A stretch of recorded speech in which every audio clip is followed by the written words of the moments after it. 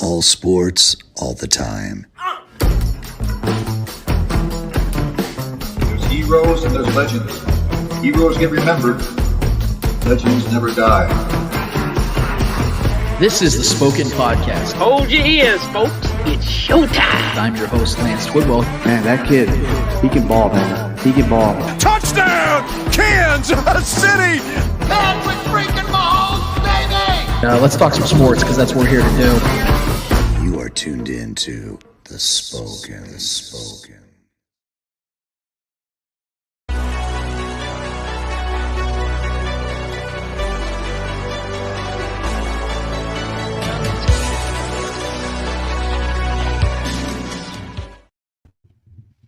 This is the Spoken Podcast. I'm your host, Lance Twidwell, here inside the Starcade Media Studios with my guy, Trevor Twidwell. What's good? Episode 288 is in full swing, full motion. We're so happy to be with you and for you to be here with us, whether you were live streaming, podcasting, or YouTubing. I want to thank you so much for taking the time to be with us in this time as we have an awesome show for you guys today. We're going to kind of keep it a little more jam-packed for you guys today, a little more tight squeezed, because we know it is October. This is when the seasons start to get a little nicer outside and the fams start to go to the pumpkin patches. We don't want to be too greedy with you guys. We're going to be dropping our drinks here all day long. Just make sure that you guys feel comfortable and we make sure that you guys feel like you guys know what's going on at all times. This is a live stream show, which means anything and everything can happen all at once, and that means that Trevor's already drunk, guys. So I hope you guys are enjoying this Saturday morning as much as we are, because apparently we got into the whiskey a little early this morning. But Trev, how the hell are you doing today, man? Are you ready for this spooky season that's getting closer and closer ahead of us? I know you and the kids are planning a nice little trip for you guys. You guys like to do every single year, but This is the first Halloween in a while, man, that you and I are actually be hanging out on Halloween. So I'll actually be in town this time. One, man. No, outside of being a little jittery for my pre-workout after the gym, I'm good, man. It's been a long week. I got one more work week until I'm on vacation, taking the kids out to Branson. I'm looking forward to that, man, to get away off the grid for a few days, and then we'll be back just in time, like you said, for Halloween. We'll be able to kick it. It's been a couple years since I've been able to do that. But yeah, man, everything's going good.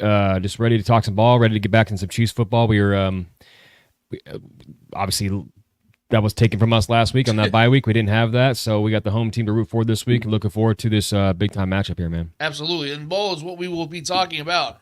We got a lot of people already in the chat. Holy shit. Ruben and Dustin, what's up, guys? Love seeing it. Love seeing you guys already in here with us, man. We appreciate all you guys. I am a little bit light on my skin. I am not that pale, I promise. You're just leaning into the holiday spirit, very pale today. Very Casper. There we go. Woo! Look at me. I got a tan all of a sudden. I'm like George Hamilton over here. I'm trying to get a leather belt.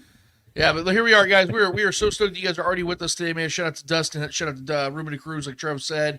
I know that Lonnie Pyramid will probably show up at the very end of the show, but I know that all you guys are going to be with us, man. We always love and appreciate every single one of you guys that come and hang out with us, man, because that is what makes this show so much fun. I tell you guys at the top of every single show, I tell you at the bottom of every single show, if you've not already done it, go to youtube.com, hit up the Spoken Podcast, hit like, subscribe, all those fun buttons that they let you push to let you know that you're a part of what we do here. But the biggest one, the most important one that we need you to push is the comment section, because that is where you guys can actually be a part of the show as it's going along. Bear your feelings. Bear your feelings. Tell us how you feel. Tell your friends about us. Let everybody know where you're at on Saturdays at 11 a.m. because that is right here. And we would love it if you guys joined us on YouTube, because that's where we're trying to grow this bad boy. It's been so successful on YouTube or on Facebook, Twitter, and other places like that. We've already established that, staked or flagged on those social platforms. We are really trying to make this thing known and make a better home for us, if you will, on YouTube. So it'd be so awesome if you guys did that for us today. We've seen some growth there. We need more of it, man. So let us know what we can do to improve the show. We get people every week that are commenting about things that might help their experience. Trust me, we're very open-minded about that, guys. We don't. The one thing I do know is I don't know shit about doing this stuff. We just have fun doing it, but we're willing to do whatever it takes to make sure this is something you guys want to keep coming back to, and we appreciate every single one of your guys' support to this point of what we've been doing. So, Trev, let's get right to it, man. Without further ado, it is time for Lance Rants. Gotta scream! Yeah! We're back on motion! From out to the new beat! Woo! So this week on Arrowhead Allies, you guys know we do our show on Tuesdays. a few days before we get to do this on the Spoken podcast. So there's a lot of things that happen on that show that I like to reflect on this show, because I know that some of you only watch one of the other shows. But we had a doctor, a very famous doctor, a Twitter famous doctor by the name of Jesse Morse on the show with us, and it was a great conversation. He was only on the show for about 15, 20 minutes, but he gave us some really good insight and intel, and it was awesome too, because he was, talking about how interactive he is on Twitter. Said he had seen my tweets all over his timeline, which was really cool to see. We ended up following each other after the show. Basically my best friend now. But Dr. Jesse Morse was a really good guy to talk to, a better understanding the Rashee Rice situation, how NFL teams go about dealing with injuries throughout the league, the processes of them all, how connected he is to a lot of these teams. It was really, really cool to talk to Jesse, and I think you guys should definitely give him a follow if you're looking for that type of insight on a weekly, even daily basis, because he's very informative, man. This is one of those guys that actually knows what the hell he's talking about. He's not one of these guys that are pretending to know. He is very much in the know. He is an actual doctor, an MD, and this is a guy that you should be following. He had an interesting tweet this week, and I actually talked to him about it this week on Twitter. It was kind of like a passerby type of tweet, and I don't know if it was the actual point of the conversation. I don't know if it was or not. But this is the tweet, if we can put it up there real quick, Trevor. This is from Dr. Jesse Morse. He said, "Sell high on Kareem Hunt if you can. CEH just had his 21-day window activated, and I personally believe Pacheco will be back in the next 3 to 4 weeks." So I want to start from the top real quick, because this is the part where I did a little bit disagree with Dr. Jesse. Reason being is, I don't think there's any reason to sell high on Kareem, even if both Pacheco and Clyde were back, because as we know, and this is maybe just my opinion, but I think it's a fact, to be honest with you, Kareem Hunt's the best running back on this team. He, to me, is the most productive running back on this team, and I think he offers this offense more than even Isaiah Pacheco does. That is in no way a knock or a slight on Pacheco. He's already done it. Yeah, but Pacheco is... We know what he is. He's a grueling, hard-hitting, hard-nosed, over-my-dead-body type of running back, which is very much appreciated in this offense. We know he's an energy guy. But Kareem is one of those guys that can literally do everything out of the backfield. He's a 3-down back. He's incredible pass protection, and he's an incredible ball catcher as well. This dude has been a dual-threat back his entire career. And I know that wasn't shown a lot in his days in Cleveland, but go back and look at his early days in Kansas City, even back with Alex Smith. This man was catching plenty of balls out of the backfield. Right. And he's very good at continuing plays with his feet. He's hard to bring down. He's harder to bring down than Isaiah Pacheco, to be honest. So even with Clyde coming back, which is a net positive, he's a depth piece at this point of his career, and Clyde being the running back one for the majority of his career in Kansas City, even with those two guys back, I don't think that we need to be selling high on Kareem Hunt at all, because I think Kareem's going to get plenty of touches in this offense. I think he's going to definitely still be a key figure in this offense, especially as the Chiefs are still trying to figure out what the hell they're going to be doing at wide receiver. Because right now, their best wide receiver is Juju Smith-Schuster. And as much as we love Juju here on this show, we're Team Juju here. Yeah, that's not good. He should be your third or fourth best wide receiver, not your first.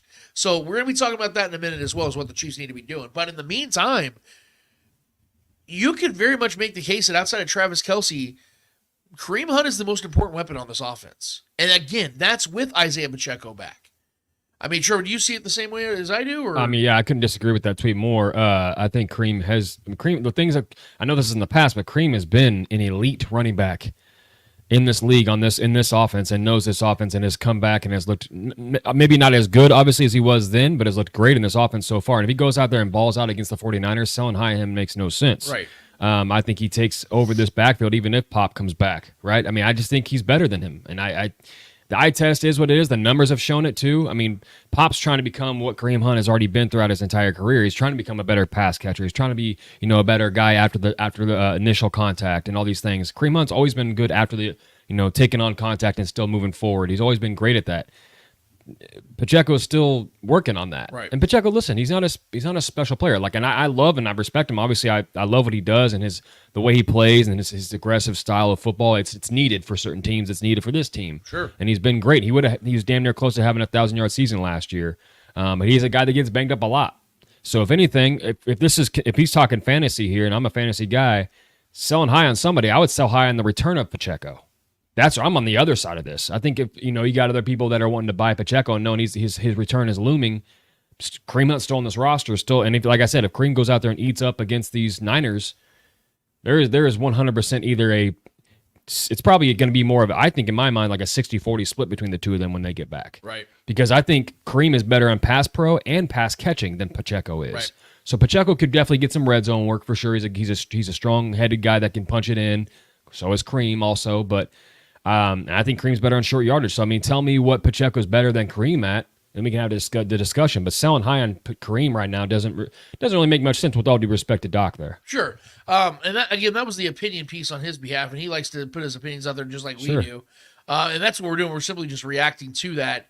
and what I will say when it comes to Clyde and all of this, and his return, which again I do believe is a net positive because he only adds positive depth. He's not a negative at all on this team. Yeah. When healthy. Yeah. I mean, this is going to be nice having that kind of tandem, bro. Like, absolutely. And but my opinion, Trev, and I don't know how you feel about this. I think when it comes to what Clyde's role or where his competition lies on this team, he's going to be competing with 𝚂𝙿𝙸𝚂 for snaps. Yeah. I don't think he's ever going to be competing with a Kareem Hunt or Isaiah Pacheco. He's a change of pace back at this point. That's what he is, man. So you're looking at him realistically when Clyde's back, who did not suffer an actual injury. He was dealing with some mental health issues. His body's ready to go. You're looking at a guy that's going to probably be getting 7 to 12 snaps a game. And that's what 𝚂𝙿𝙸𝚂 is right now. Yeah. So that's going to be the competition between those two guys. And we know that this offense loves Clyde.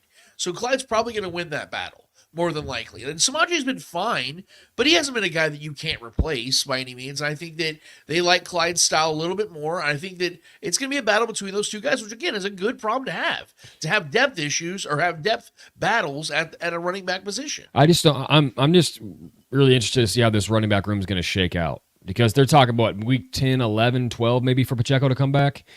So when he comes back, I mean, does that push Carson Steele off the roster to the practice squad? What do they do with Clyde? Because I don't see a real place for Clyde other than taking that 𝚂𝙿𝙸𝚂 role. But they're not going to keep two of those guys. Yeah, so if one of those guys get is Steele become more of a special teamer, which I like him on special teams. Yeah, I do like Steele on special teams. I'll be really true. I don't think Carson's got a spot on this team right now. All right.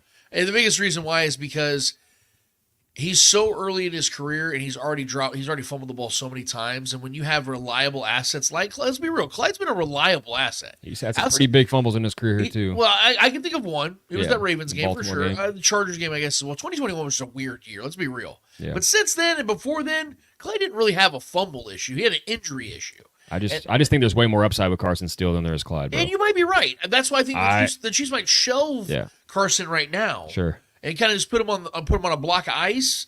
And say, hey, listen, we like the future of you, because here I am saying this, and we're seeing this now with my guy Kingsley, and I have a total problem with that. We got Noah John Marshall in here saying that Clyde is the Garrett Dieter at this point. No, let's messed not be disrespectful to Clyde like that. Okay? That's messed up, man. Let's be real. There's some people that make it on coattails. I'll just leave Shout it out at that. to Clyde, man. Much love to Clyde, bro. Some people make it on coattails. I'll just leave it at that. But I think that, like I said, this is becoming a good problem for the Chiefs, because coming into the season, I was very worried about the depth of this running back position. Yeah. You go and get Kareem in the middle of this year. You go and add 𝚂𝙿𝙸𝚂. You get Clyde back. Pacheco's coming back from an injury. These are good problems to have. The issues that the Chiefs are having, though, however, that are not good, is the wide receiver position. And we've got to dive back into this, Trevor. I know we talked about it last week, but guys, come on, let's be real. The Chiefs didn't play a game this week. We didn't have a prediction. We didn't have a breakdown of what we're going to see the Chiefs. It was on their bye week. We're going now into a preview of this 49ers game, which we'll be talking about momentarily. Yeah. So we have to dive back into this, guys, because this is, without question, for the second straight year, the biggest issue on this roster. I know that tackle can be an issue, but the Chiefs have answered that position. Juwan Taylor has a false start problem. There's nothing they can really do about that right now, so we can't sit here and talk about getting a resolution out of it. They have to just deal with it. He has to get better. I think the league needs to get better, honestly. Yeah. I don't think he's doing much wrong. Well, you're probably what he's right. doing is not changing the play. You're probably opinion. right. What I'm saying, though, is even if the Chiefs keep that consistent with Lane Johnson, my guy. I 100% agree. Even if Juwan Taylor, though, was the problem, though, let's say he was the biggest problem, there's really nothing the Chiefs can do right now, because there is not an adequate replacement for him at the right tackle. He got all that money. The Chiefs are going to have to make it work, is what I'm saying. The wide receiver position is much different, because literally nobody in that room is making any money. There is nobody in that room who's even remotely expensive. So what I'm saying is the Chiefs need to start swinging for the fences here. And I know people are saying, well, Lance, They don't have the cap space. Lance, who are they going to cut? I have seen these comments, dude, at least 150 times this week. And it is driving me nuts. I'm not here to diss anybody. I'm not here to talk down on fans. That's not what we try to do here. But guys, y'all are dumb now. It takes 5 minutes to research this. You guys know why? And John Harrison, I know you're watching, bro, so chime in on this, please. And let the people know if I'm right or wrong here. The reason the Chiefs don't have a lot of cap space right now is because the Chiefs are one of they have some of the fewest restructures in the NFL. They haven't done a lot of restructures yet. They can do a lot of restructures very quickly, though, and open up a ton of money. And if I'm not mistaken, and again, John, help me out here. If they were to restructure, let's say, a Juwan Howard and move his money up. Juwan Taylor. Say, what is it, Juwan Howard? Yeah. Oh, jeez, no. Represent Juwan Fab Howard, Five, baby. Wherever the hell you're at. Yeah, Fab Five, stay over there. But Juwan Taylor, if they were to restructure him, you're talking about opening up over $10 to $12 million right there. If they were to restructure a Joe Tooney, they would open up another $8 to $10 million right there. Which they could restructure Patrick Mahomes again. There's options they have out here, guys. They could open up tons of money if they really wanted to do those things. But even if they didn't, some of these receivers out there, guys, that they could go and trade for would be more expensive on the draft capital side of things than the actual money side of things for this year. And the best part about it is a lot of these guys out here that they're looking at, rumored to be looking at, have multi-year deals, which means the Chiefs can figure out a way to soften those by doing that, restructuring those deals. And that's where I want to start right here, Trevor. And Trevor doesn't even know this list yet, but I did drop it a couple hours ago on Twitter. The anticipation. My new top 5 wide receivers for the Chiefs to trade for, and it's right here on this list. And if you look at the number 1, it is still, I have not budged. It is Tyreek Hill. I broke this down. If you want to go and watch our old episode from last week, go and do it. But I broke down how it is so very possible for the Chiefs to go get Tyreek Hill again if they want to go and do it. We're hearing reports that the Dolphins are looking at Tua Tagovailoa practicing next week. But guys, by the time Tua gets back, the Dolphins are going to be a 2-5 to 2-6 team at best. Their season's over. You don't think they can win this week against the Colts? They're not winning against the Colts this week. I'm picking them to win. Oh hell no! Like they cannot move the ball. They can't. They're the worst offense in football. After the bye week, give Tyler Huntley another week to. I just don't. I could see them winning. If they had a good defense, maybe. Their defense is trash. Their defense is horrible, and they've lost. Colts is way worse. You might be right, but no, the Colts, it's facts. For the first time in a long time, the Colts have a quarterback advantage. For sure. Back. For 100%. Yeah, I could see him having a go-off game. Josh Downs, Michael Pittman might not even play, though. That's a massive. And Alec Pierce is there, and he's been balling this year. Michael Pittman actually is playing. I saw that. He is playing. Okay. So, what I'm saying, I don't know about Downs. I know they're questionable. I didn't see about Downs. They'll probably both play. But Sermon's been fine out of the backfield. Their offensive line's really good. You got Anai Mitchell still. Rookie I like a lot. And if worse comes to worse, you have Joe Flacco go in there and throw for 4 fucking touchdowns. You know what I mean? Like, Joe Flacco could step in and just play ball. Well, my point is, the Dolphins are not a good team. And I'm saying that if Tyreek Hill was one, if he was to say, hey, guys, let's get me out of here. Especially if Tyreek has even if they lose, but he has a terrible game also on top of that this week, his frustration is going to be boiling over. Because he's already out there tweeting about Tua's inability to stay healthy. So it's a bad look over there for sure. Now, my number 2 is a guy that wasn't on my list at all last week or the week previous. Here we go again. But DK Metcalf is 100% on my list. And honestly, I was tempted to put him at number 1. Biggest reason why? The Seahawks have lost 3 straight games, and will probably lose 4 straight this week. Yeah, the Lions are going to, or not the Lions, but who are they playing again this week? I forget who. Oh, shit. I just blanked out, too. I'm sorry, guys. Bear with us here. So I had it, actually, I was looking at it this morning. Yeah. So the Seahawks are playing the... Oh, it's the Vikings. Or no, it's the Vikings. No. That's who the Lions are playing. The Lions are playing the Vikings. I think the Seahawks. I cannot remember who they're playing, man. They're traveling. The Falcons. Yeah. So they're going to the That Falcons. should be a good game. Should be a good game. Yeah. But if they lose 4 straight games... They can definitely win that game. A little bit of a different situation for the Seahawks all of a sudden, who start off the season 3-0 against bad quarterbacks. Sure. Now they're starting to play good quarterbacks, and what do you know? They're losing.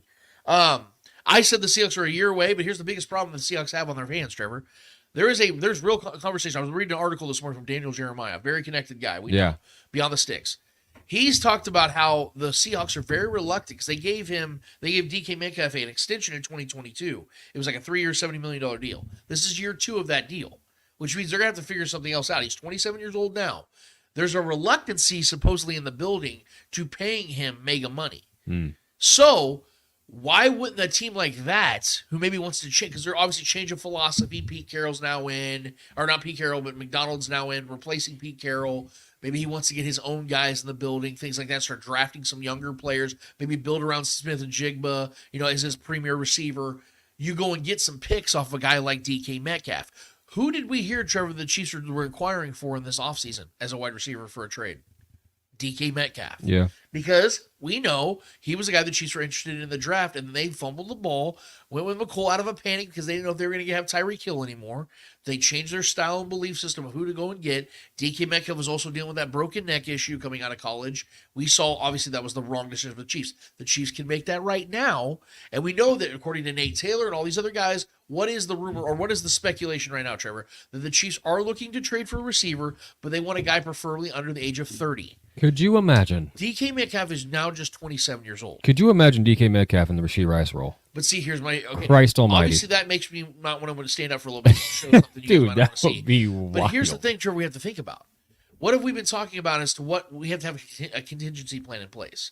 Because Rashee is not only out for the rest of the season. He's going to miss half of next year, and he's going to miss at least half of next season because of a suspension. Suspension and So still you recover have to time. have somebody, even with Hollywood Brown coming back, you can't rely on him. He hasn't played a single snap for this team. That's if he's back next year. That's not guaranteed either. Right. Yeah. And if that's if the Chiefs want him. I mean, more likely they will bring him back for another 1-year deal for like $3.5 million. But my point is, even if he was to come back, you can't say, all right, guys, we're good. Rashee's suspended for 6 games. We got Hollywood Brown. No, you can't do that. You have to go and have another stud. And that's the point we're trying to make here, Trevor, is I think that if you're looking at a DK Metcalf, a guy that can come here right now and be a day one wide receiver one for this team. I don't care what anybody says. He may not run the same routes as other guys. Neither can Rashee. He's an alpha, bro. But neither can Rashee. Rashee doesn't run the routes yet. He's learning. But Rashee and DK Metcalf would play a very similar style of football. And DK's got 4 inches on him. Yeah. And probably more ways than one. So that what I'm saying is, I think that DK Metcalf it might be the best over. Tyreek obviously is the better receiver. And knows the system, plays the system better. That's the number one guy to go get. But he's 3.5 years older. Yeah. So if we're really splitting hairs I'd much here, rather have Tyreek still. Though. Yeah, obviously, you and I. That's why he's still at the top of my list. Yeah. But DK climbed my list fast because I started hearing the rumors about them wanting to trade out of his contract. So if that is, then people are going to ask, well, Lance, what would they ask in return? Glad you asked. I don't have the. I was going to say that'd be a sign and extension type of player, though, right? Yeah. So the Seahawks would have to bring down their demands a little bit, and what Daniel Jeremiah, and you guys can look this article up yourself. I wish I had a screen grab of it. But Daniel Jeremiah suggests that there could be a 3rd-round pick this year and a possible conditional 3rd next year for DK Metcalf for the 2025 and 2026 drafts. If the Chiefs were to say, listen, we're not going to give you 2/3, and we'll give you a 3rd next year, which could be that Titans protected pick, which ends up being like a top 70 pick, and then we'll give you a 5th in 2026 to sweeten the deal because you're now going to get a potentially top 70 pick in next year's draft, I think that the Seahawks would take that pick, that trade. That's just my personal opinion. I think that's the kind of trade you're looking at. You'd have to give up multiple picks, but that is a guy that you can have for the next 3 to 4 years because the Chiefs would obviously, if you're going to trade for DK, you're going to extend him. Yeah. So you give him a 3-year extension on his 1-year deal remaining. That's 4 years. I don't think we do that, man. 3-year deal for DK Metcalf? Yeah, I just don't know. That doesn't seem like a Veach move to me. Wouldn't he be a perfect receiver to do that? Well, he's 27. I just don't know. I don't know if that's a guy. I don't know, man. Sure, think about it. Rashee, we talk about how he'd probably be in the field. He'll probably get an extension in Kansas City if everything goes well. He'll be 27 years old when that extension comes up. I know the age and all that stuff. I know that. I mean, it's possible because we were looking at him this offseason. I get that. And then the ties are there. We got the chat talking about Byron Pringle and D-Rob and MVS. Those are probably the most realistic moves, if I'm being honest, something like that. But hopefully not. But let me say something. Yeah, go ahead. If those are the guys that the Chiefs are trading for, they're not serious about winning a Super Bowl this year. What would happen what happens if Juju goes off again this week and just de-pantses the Niners? Awesome. That doesn't mean it's going to happen every week. But do you think that gives Veach pause? No. Juju still got the juice? No. We all know what the Juju's. Yeah. He's got the Juju. We all know what Juju is. We all know what he is. Okay, he's not a wide receiver one, and this is coming from his biggest fan. You're telling me, dude. I'm a big move kind of guy. I like the big moves. That's why I love what the Bills did. I love what the Jets did. I love that shit. I'm hearing about MVS. Yeah. Listen, guys, hang out with me for a minute here, okay? If he goes to the practice squad, so be it. But even that makes no sense. I know. Trust me, that guy drives me nuts. MVP MVS maker himself. Serve a purpose for this team. MVS doesn't serve a purpose for any team. He sucks. Well, Xavier he's Worthy not took good at football. Xavier Worthy took over that role, and he's far more dynamic of a player. Bringing in MVS doesn't make any sense. He had 2 catches for 26 yards in an offense that needed him. The Bills needed him. Yeah. And he couldn't do shit. Well, and the Chiefs, like I said, the Chiefs drafted his replacement on a more top-tier level with Xavier Worthy. Xavier Worthy is him times 10. It's a non-starter to even be talking about MVS or Demarcus Robinson or Byron Pringle. If the Chiefs were in need of depth pieces, sure, go get one of those guys. They are in need of a difference maker, and there are difference makers out there. I'm only 2 spots into my top 5 list because there's 5 guys out there just on my list. There's 10 dudes out there. Clearly, Air with E chimes in and says, MVS, you mean, LOL. I created the nickname Thank proudly, you. so We trust me. forgot. We almost forgot. Yeah, well, I didn't. It's still in the back of my name. I'm back of my brain. I'm just trying to be respectful here for 5 minutes. But look, we can talk about the DK Metcalf thing in a little bit. That's one right now that I think that needs to be paid attention to because, again, we heard that Brett Veach was interested before the season. Yeah. That could be somebody. There's ties for sure. Yeah, and with 2.5 weeks left before the trade deadline. Bro, I wouldn't be upset. I just don't. I would love that if that happened. Yeah. Like me as a Chiefs fan, like knowing that we have him secured for at least the next 2-3 years, I'd go nuts if we had DK for the next 2-3 years. I just don't think that's a move Brett Veach does, personally. Then why was he trying to trade for him earlier? I think he has like a 1-year prove-it deal, and then give him another deal for have somebody else pay him. I don't think we're going to pay him. I don't think we'd pay him, bro. He has 2 years left on his deal, though. Yeah. So they were looking at him as a multiple-year guy anyway. So what I'm saying is if you're trading... Hollywood was the perfect scenario. Yeah, but he's not... You can't even trust him. You can't trust his health. I get it, man. DK's there every week. But those are the kind of moves Brett Veach makes. Sure. So I feel like it'd be more of a Veach move would be going to pluck off the Darius Slaytons from the Giants or another young guy that's sitting like the Mechis we talked about on the show. Guys, what I'm saying though, Trevor, is that Brett Veach has to change his mentality right now because of the fact that he doesn't have a Rashee Rice to build off of. That's what we're hoping he does. What I'm saying is Rashee is no longer there. Like when the season was beginning, the reason he was able to go get a Hollywood Brown and bargain spend like he did with Hollywood Brown is because he already had a Rashee Rice to build off of. With Rashee now out for the foreseeable future, probably for at least another calendar year, you have to change your mentality and saying, okay, we got to go get another guy to build this offense around because Travis Kelce cannot be that guy anymore. Travis Kelce has to be he can be a guy for a couple of games here and there, like the postseason run. Yeah, don't tell him that. Okay, he can be that guy. But for the next 11, 12 weeks, you cannot expect a 35-year-old Travis Kelce to carry this offense. I expect that man to ball this week. He probably will. My point, though, is that for the next 3 months, no, you can't expect him to do that. It's not fair. They did that to him last year, and you saw how much of a toll that took on him. So you have to look. Veach has a way. But you see, it's so funny, Trevor. People try to tell me, because I'm always the guy that says he's not spending money on cornerback. He's not spending money on cornerback. Even with Trent McDuffie, I don't expect Trent McDuffie to get this long-term deal. People are like, Lance, he's the exception. Okay, so to that rule, there are other exceptions out there. And I think the guys that I'm listing right now could be those exceptions. I don't know if we pay him. I don't even know if we pay Trent. To be honest. That's my point, is that we have to at least have that conversation, though. Because there are exceptions to those rules.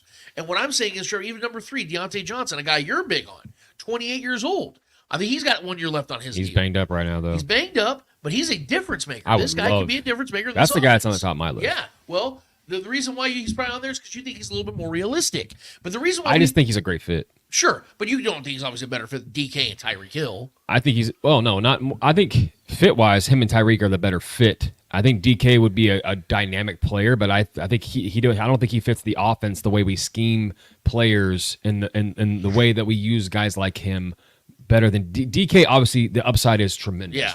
It's up there with Tyreek's upside and is higher than Deontay. But I think Deontay is a consistent player in this offense, fits better than DK would, in my personal opinion. Football, just X's and O's wise. But it's close between those guys. Sure. But I just love Deontay's game. He's a great separator. I love guys.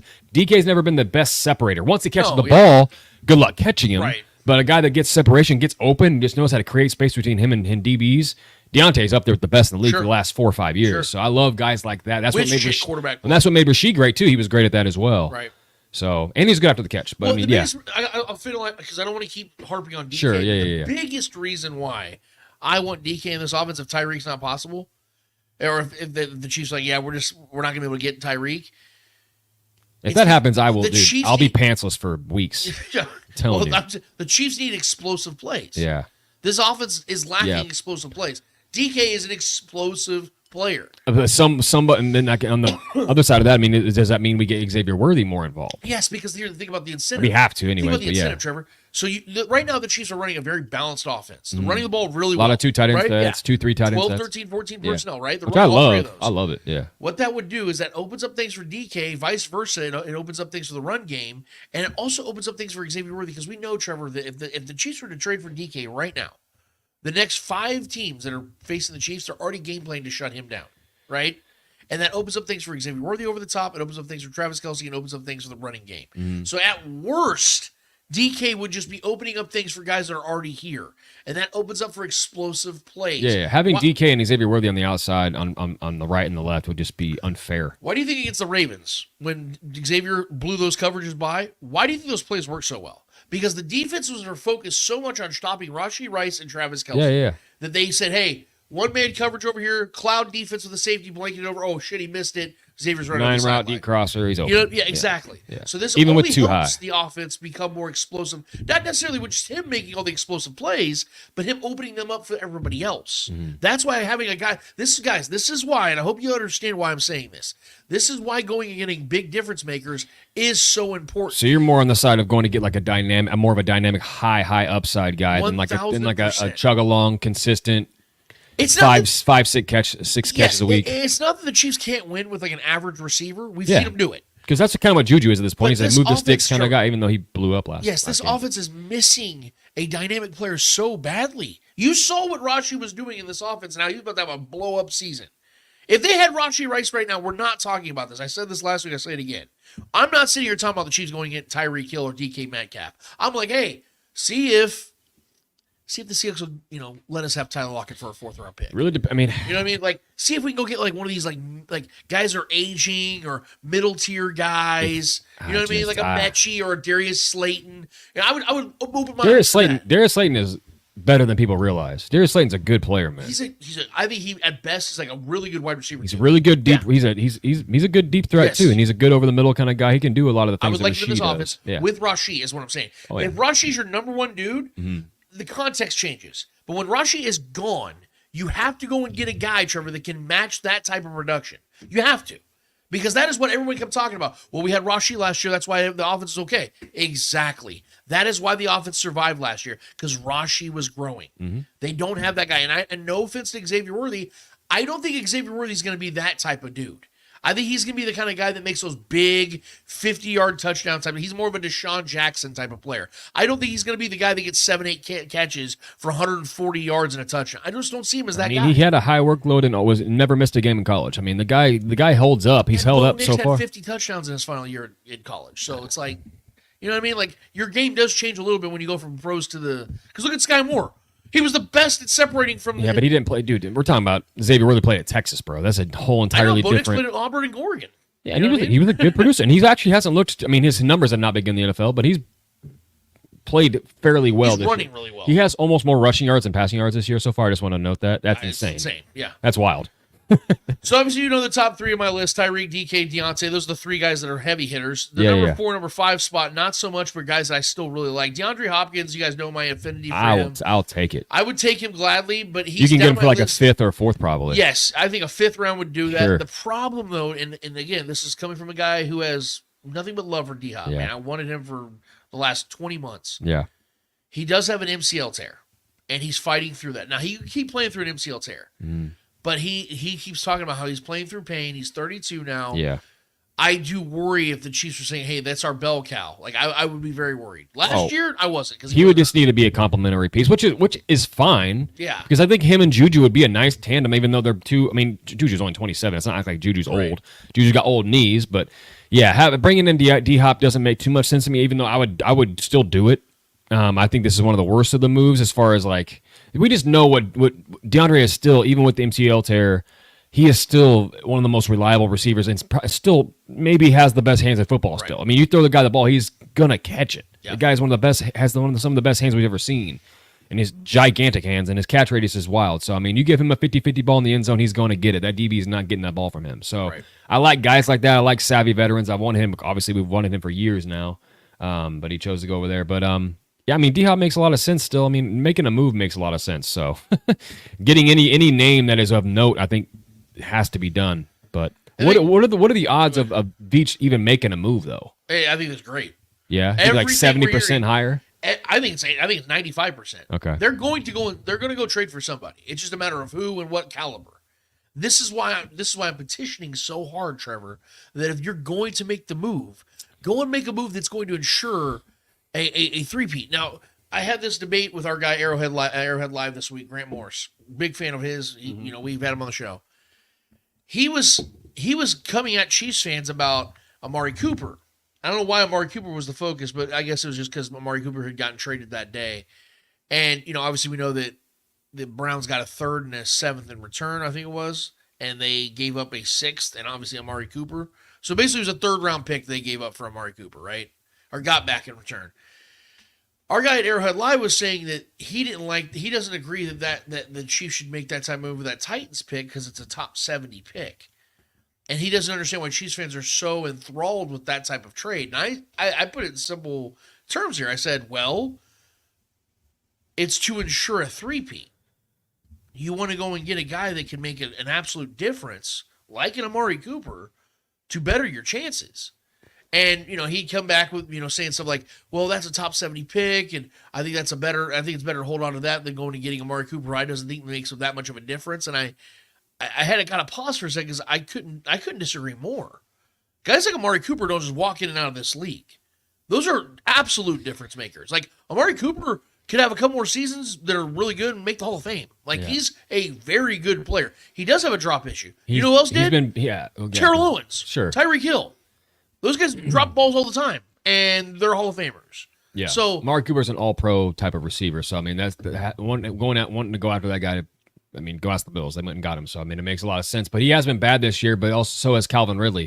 Do we think both those guys are bad, or do we think their quarterbacks are bad? Thank you. Which one is it? Because a lot of times I think we all know the answer, and it's a rhetorical question. We saw Randy Moss in Oakland have like 300 yards for a season, and then the next season with the Patriots reset the freaking record book. So it does come down to a lot of times where you're at, because a great wide receiver needs a great quarterback more than a great quarterback needs a great wide receiver. So you have to be in a good situation, and Amari Cooper just landed himself in a very good situation up in Buffalo. Yep. So you're going to see it, and he's going to be a difference maker, and the Bills got better for it. So did the Jets. The Jets may not be a great team right now record-wise, but you bet your ass now they have Devontae Adams and Garrett freaking Wilson in the same offense. Bro. It got that much better. I mean, they got to fix that O-line. The O-line's been a sieve. But other than that, you give Aaron Rodgers time with those kind of weapons, my God. It's insane. He's made Alan Lazard a legitimate wide receiver 2 in this league so far this year. So and their tight end's been playing really he's good got like football. four touchdowns on the year, dude. Conklin's been playing good football. Both running backs have been playing good football. Yeah, Braylon Allen's a young stud running back coming in behind Breece Hall. This is the point I tried to make. I made this point on Arrowhead Live, Trevor. I said, these are teams that have no shot of winning the Super Bowl, in my opinion.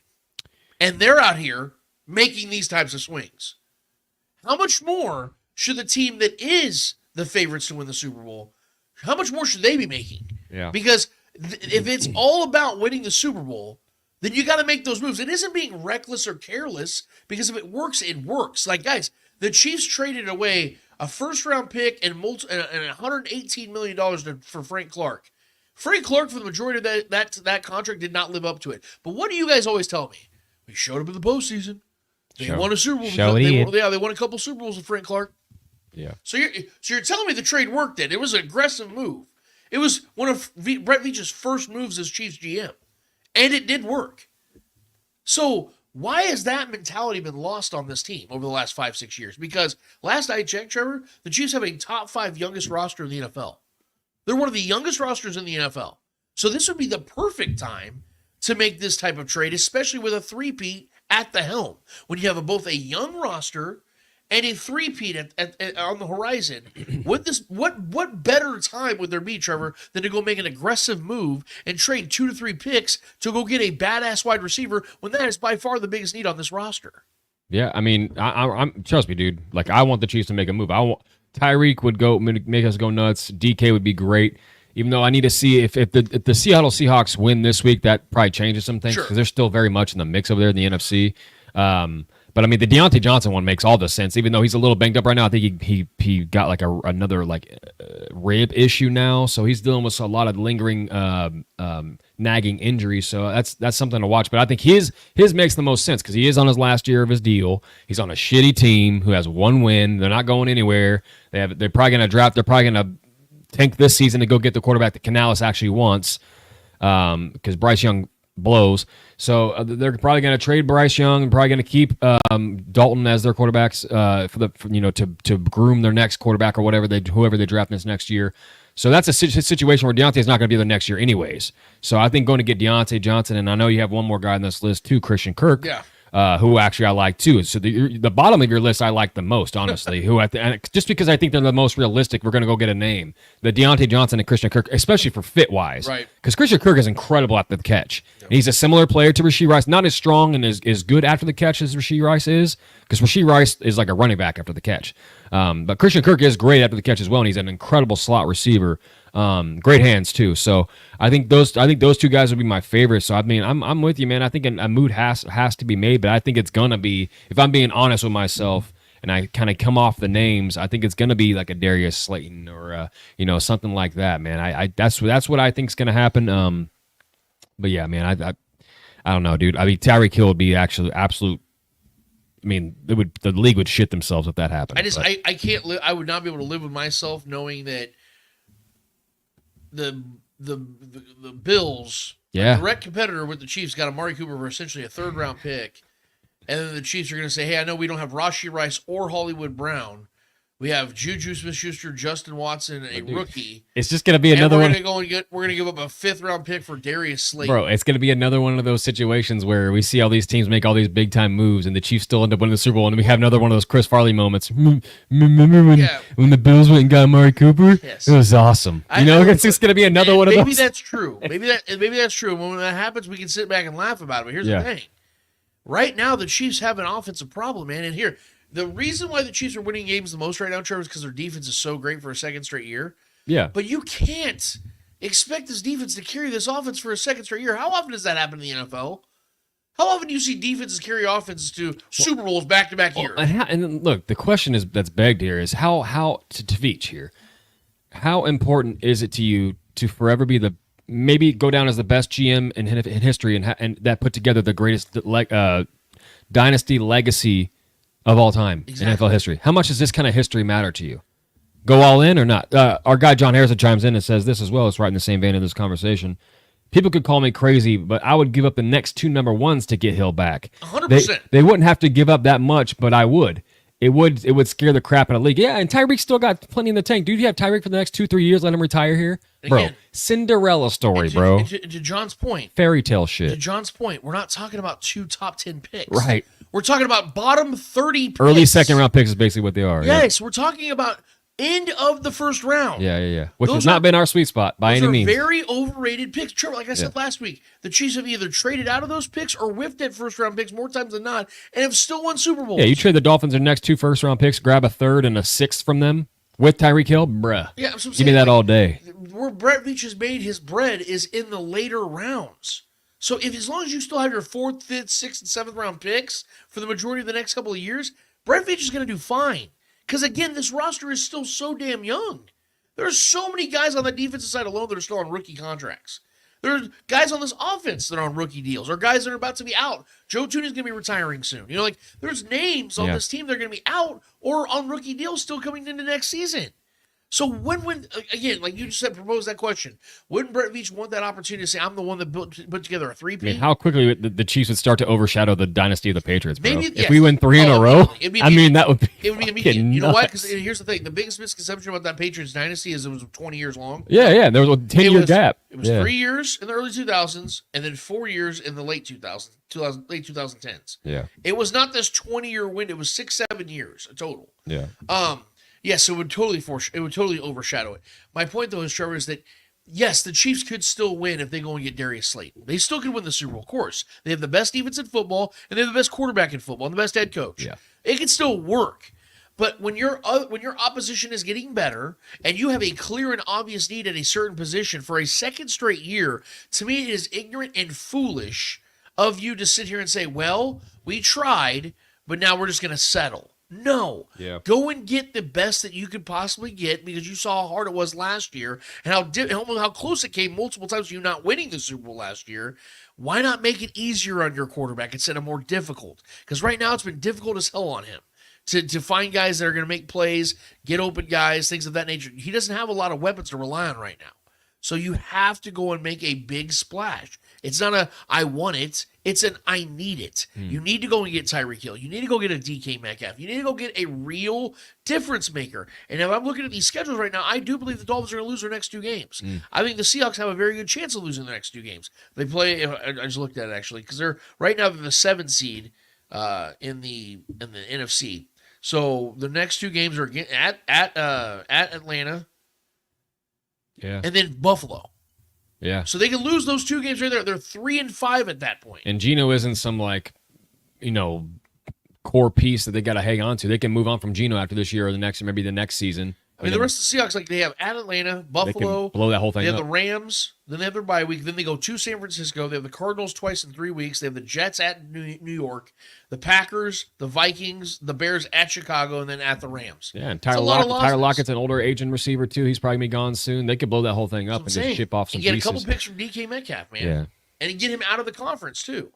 So I'm just trying to make sense here, guys. I know you guys think it's going to be a Byron Pringle or a Demarcus Robinson because there's familiarity there. Yeah. That's fine, guys. But there's also familiarity with Tyreek Hill. Why not go and take a big splash? Like I said, Brett Veach cut his teeth as Chiefs GM by making big splashes. He was the one that first suggested they take a wild swing on Patrick Mahomes out of Texas Tech. Yeah. So when did the aggressiveness his aggressive nature? Yeah. When did the aggressiveness go away? When did we start playing it like it's 1995 again, where it's all conservative nature? No, man. Like, I want this to last as long as possible, too, guys. I want this dynasty to continue to roll. But making a big splash for a receiver, making a big swing for a receiver doesn't stop that. If anything, it keeps it going.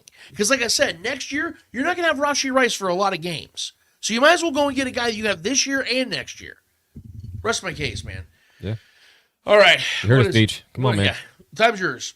It is time, Trevor. We need to get into this matchup, man, because I want to get to the people pretty soon, too, and speak it. So go ahead and get your questions in now, guys, whatever questions you may have. If you have takes, we'll put them on the screen right now as we're doing this, but I want to get this Chiefs 49ers preview. So, unless I'm mistaken, this is the first game that the Chiefs are going in as underdogs. At home. Yeah, well, in San Francisco. Or in San Francisco. Yeah, we're a road dog. It's essentially a pick 'em. It's a -1.5. Yeah. So it's pretty much a pick 'em. I'll see what the line. I'm interested to see where the line's at on Sunday though. Last time I saw, I think it was like 46. No, I'm saying like this far, not the game line, but like just the line as far as where the Chiefs are at as far as dogs, or if that switches over to where we're favorites. Well, you know what I mean, that could change too. I'm gonna be honest with you. I'm very hopeful. Yeah. That the Chiefs stay as underdogs in this game. Sure. Biggest reason why is because of this slide I'm about to show you guys right here. Patrick Mahomes as the underdog. So if you look at this right here on this slide, he has been unbelievable in his career when he's an underdog, which doesn't happen very often. It's only been 13 times. That includes the playoffs. Yeah, so to say some of those have been in the playoffs. Yeah, and 3 of them were last year. Yep. 11-1-1 straight up against the spread. His team scores right under 33 points a game, 326 yards per game, yards per pass 8.4, touchdown interception ratio 38-11. That wins you the MVP. And passer rating is 112.3. As an underdog, they think you're going to lose that game, and you put up historic numbers. Yeah, don't give him a chip, man. Just don't give him a chip. To compare him to the rest of the all-time greats or some other all-time greats, or Jimmy Garoppolo and some all-time greats, here's his record as an underdog in the best records as an underdog in the last 15 years. Would you look at it? Patrick Mahomes is the best at it. 10-3. Tom Brady was 15-11. That tells you that Patrick Mahomes takes this shit personally. It's like the Michael Jordan meme when he said, and I took that personally. Yeah, man. Patrick Mahomes is like, oh, you guys think I'm going to lose this game. You're literally telling people to put money on me losing. Okay. I'm about to go out here and show you motherfuckers. So I'm saying, when you give great ones a chip on their shoulder, it's like, oh, thank you. Yeah. They kind of like, it's a reminder like, there's somebody out there that doesn't believe in me. Bet. And it doesn't end there, Trevor. Patrick Mahomes in his career versus the 49ers, including the playoffs. Go ahead and put that slide up there real quick, Trevor. Would you look at it? 4-0. 68 completion percentage. You don't like to lose with them. 365 yards per game. 8.5 yards per pass. 11-4 touchdown interception ratio with a 105 quarterback rating. Patrick Mahomes owns the 49ers. Owns them. And how frustrating it must be for a team like the 49ers who literally own everybody else in this league. Well, mostly. To lose every single time they face this man. No matter who his wide receivers are, no matter where his defense is, he still beats them. And the Niners players have been playing it right, too. They've been nothing but complimentary of the Chiefs all week long. They have not given us any extra fuel, bro. Dude, even Fred Warner, who's in the dark. And they know they're a dog, like, too. Yeah. I don't know, man. This team is wild, man. I don't understand. Patrick Mahomes is different, man. Yeah, he was gloating all over Travis Kelce. And Spags over here doing the same thing with Brock Purdy. He goes, I can't find the weakness with this kid. Well, honestly, I think it's genuine from both sides. Yeah. Both this is not a rivalry. It is a rivalry in a sense of the teams facing each other a lot, but these teams have mad respect for each other. Kittle and Travis Kelce have a great makes it a rivalry. Sure, but it's more of a friendly fire type situation than it is, Well, you know, there's inward animosity too from the Niners to the Chiefs because the Chiefs have kept them from 2 rings. That's the part where it's rivalry. But at the same time, there's so much respect between the players, the coaches. Yeah, if it wasn't for the Chiefs, George Kittle's probably a first ballot Hall of Famer right now. For sure. You know what I mean? Mike Shanahan's no doubtly the best coach in football. Yeah, if he had 2 rings right now, yes. Yeah. And speaking of Kyle Shanahan, his record against the Chiefs, Ravens, and Bills. Let's go ahead and throw that up there. 0-7. Less than 22 points per game. His opponent scored 32 points per game. The turnover differential is -7. That defense has been not so great lately, man. Oh, yeah. That defense has been They're reeling. 15th in points allowed and 15th in points and yards. They're average defense. And they're down a couple corners, I think, too. And they're down Tufonga again. Like they're I don't know if Charvarius Ward's supposed to play or That's what I'm saying. He's banged up, and the other rookie, I think, is banged up too. What's his name? The middle of their defensive line was Hargrave. Hargrave, yeah. Out for the season. Out for the year. Again, that guy's always hurt, though. I mean, as many problems the Chiefs have had on offense, the Niners defense had on defense. No, the best unit in this game going in this game is the Chiefs defense. That's the best unit in this game. That's probably maybe the best unit in football. And I want to say something real quick, Trevor. I'm going to call it the national media. I was watching Get Up yesterday morning, and I had to play it back a few times to make sure I heard it correctly. I posted it on Facebook. I posted it on Twitter. We have to show it here on the show. This is from a former NFL GM by the name of Mike Tannenbaum, who's an analyst, quote unquote, now on ESPN. The reason he picked the 49ers in this game, and I want Trevor to play the video so you can hear it yourself. Chiefs Niners, what do you think? Yeah, I think McCaffrey, to me, like they've missed him, but why I still like them is they've been able to run the ball, and to me that's something that has still been a vulnerability for Kansas City. So let me get this straight. According to Mike T, the reason the 49ers are going to win this game is because they've been able to still run the ball without Christian McCaffrey, and that's been the Chiefs' vulnerability. Trevor, go ahead and see. I did this wild thing yesterday. I went Google searched NFL defensive stats, and I found this. Would you look at it, Trevor? Let's go ahead and put that up there.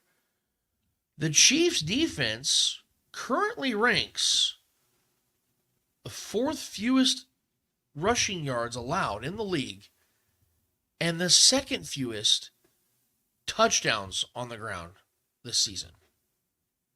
That's been their vulnerability, Mike. Last I checked also, the Chiefs also had, the 3rd hardest schedule through 5 games this season. Right. And they have faced some of the best running backs in the NFL in those 5 weeks. We're talking about Derrick Henry. We're talking Who's about lighting the league on fire still. We're talking about Bijan Robinson. Yeah. We're talking about some of the best of the best, Alvin Kamara.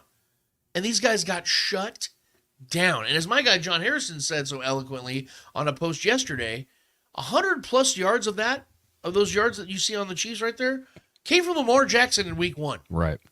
So, in other words, a 4th of the rushing yards the Chiefs allowed this season came against the greatest running quarterback in the history of this game in a victory.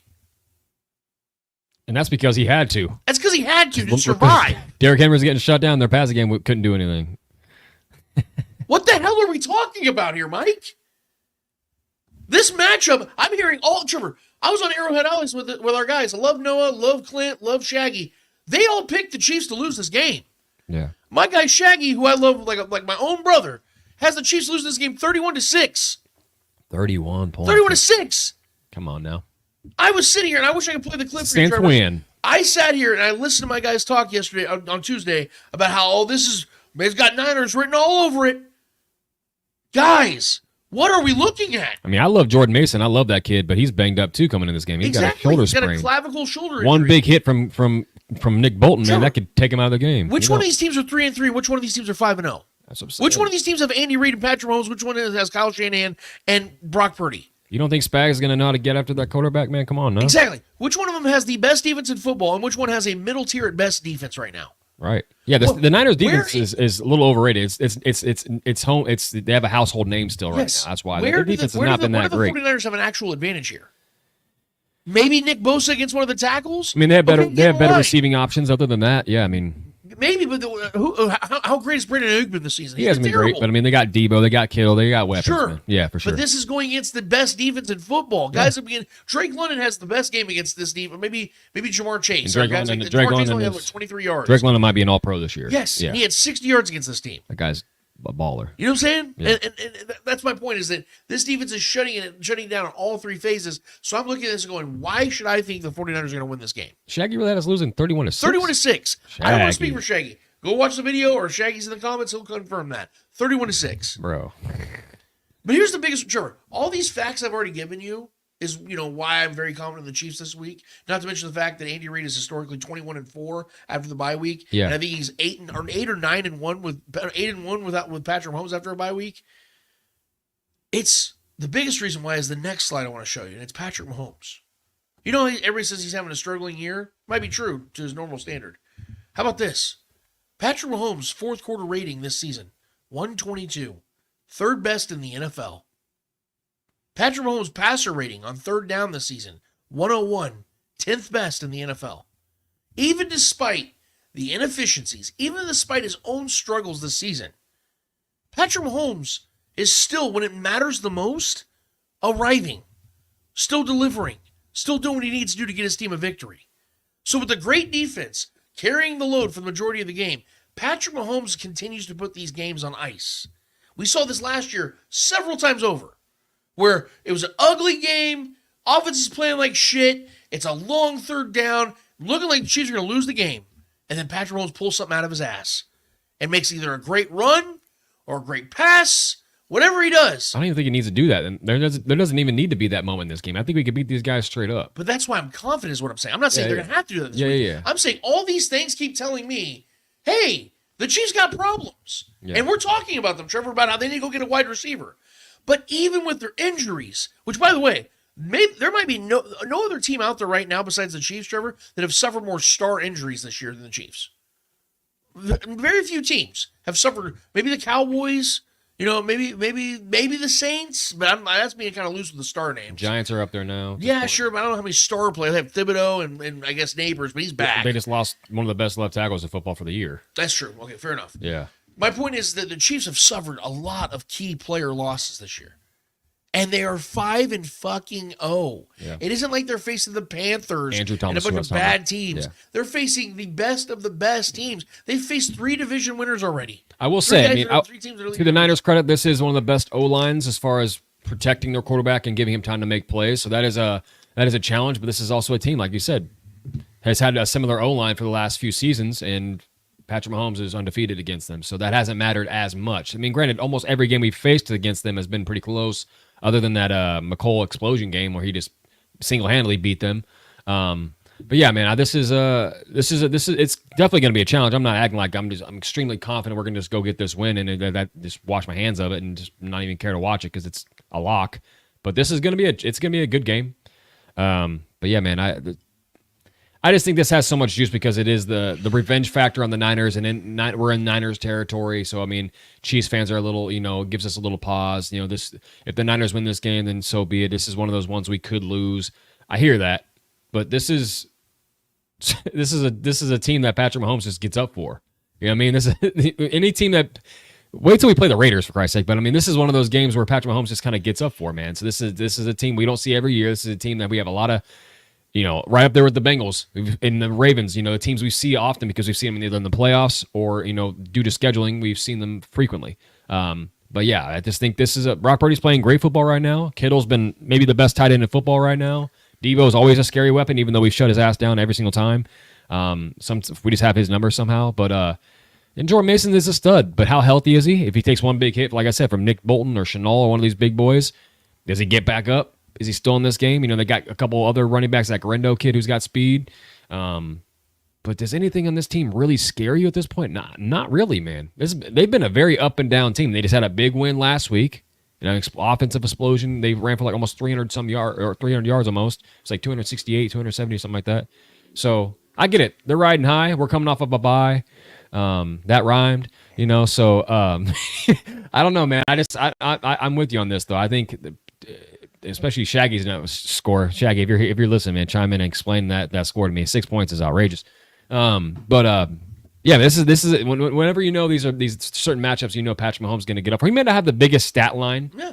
He doesn't need to have that. And he hasn't had that, honestly, for a while. Pat hasn't thrown for 303 in a while. He hasn't had one of those games. Doesn't necessarily need it to win. It's like I said, because I think the best unit in this game is the Chiefs' defense. And I think that's what the Niners need to be worried about more than anything. I know Patrick Mahomes is always the X factor of every single game he's in because he's Patrick freaking Mahomes, right. But this defense is nasty. This defense is going to get after Brock Purdy. This defense is going to punch him in the mouth of the line of scrimmage. So I think Chiefs fans need to rest on that and know that this defense is going to go take care of business. Well, and also when you want to bring up the whole Brock Purdy aspect of this, I mean, you're talking about a guy who's had you talk about the up and down season and how this team has been up and down. Well, it starts with him as well because that's the kind of season he's having to this point. That's the kind of season that Brock Purdy has put together. So that the Niners have faced three defenses that you compare to the Chiefs, right? They faced the Patriots. Yeah, that defense is bad at this point, bro. You think so? That Patriots defense has been getting shredded. I just think their offense has been so bad they haven't gotten opportunities. They had one bad game, I thought. They probably do. But okay, but take the Patriots out of it. Okay, you have the Vikings and you have the Jets, right? Two defenses you could say adequately compared Vikings to the and Jets Chiefs. Have been good defenses, yeah, especially getting pressures against the Jets. Brock Purdy had 231 yards, 0 touchdowns with an 89 quarterback rating. Yeah. Our defense, I mean, people want to talk about the Jets because the Jets just get a bigger name. I don't know, for some reason, the Jets defense obviously been really good, but there's some reason we're like very underappreciated as a defensive unit. I think the Chiefs have the best defensive football, dude. I agree. So, I mean, like, they need it. Yeah, like Brock Purdy gets top-tier defenses has struggled, bro. And the Vikings, their secondary isn't as good as it should be. Oh, they're just an incredible blitzing team. Yes. Yeah. And Brian Flores is great. Brock Purdy had 1 touchdown, 1 pick against that defense, had a 101 quarterback rating, but threw the ball 36 times in a loss. That's back-to-back years they've lost to the Vikings, too. Right. So what I'm trying to say is, guys, is that I look at this matchup, and I'm really trying to give the 49ers some sort of credit here, but I've seen the Chiefs with about the same amount of talent in the wide receiver room go into San Francisco against a much better San Francisco team and blow the doors off them. Now, I'm not saying that's what's going to happen in this game. What I am saying, though, is I, all week long, Trevor, have not felt an ounce of worry about this matchup because of the fact that the one thing the Niners have been able to do consistently, even with the loss of their star running back, is run the ball very well. Oh, the scheme is insane, man. And that is what the Chiefs are the best at stopping. Yeah. Or at least one of the best. It's playing into our strength. So, for sure. I'm going to need to hear from people in the chat, on other shows.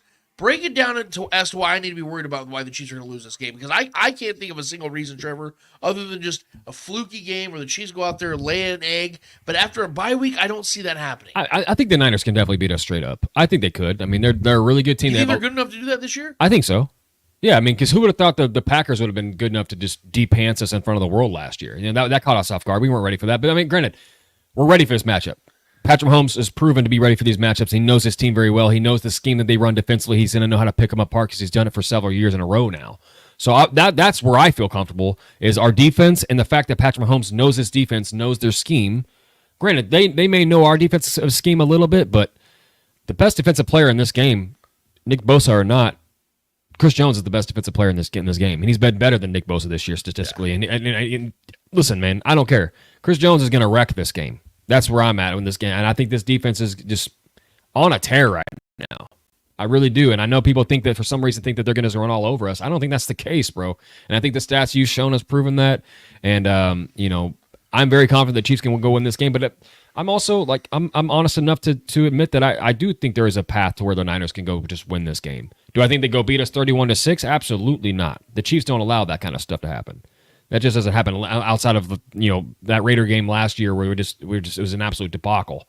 That's not going to happen again, especially against this team. So I'm expecting a competitive game at the end of the day. I mean, whoever wins and whoever gets the dub or the L, that is up in the air because this is proven to be a matchup. This is maybe the two best teams in football going at it again here.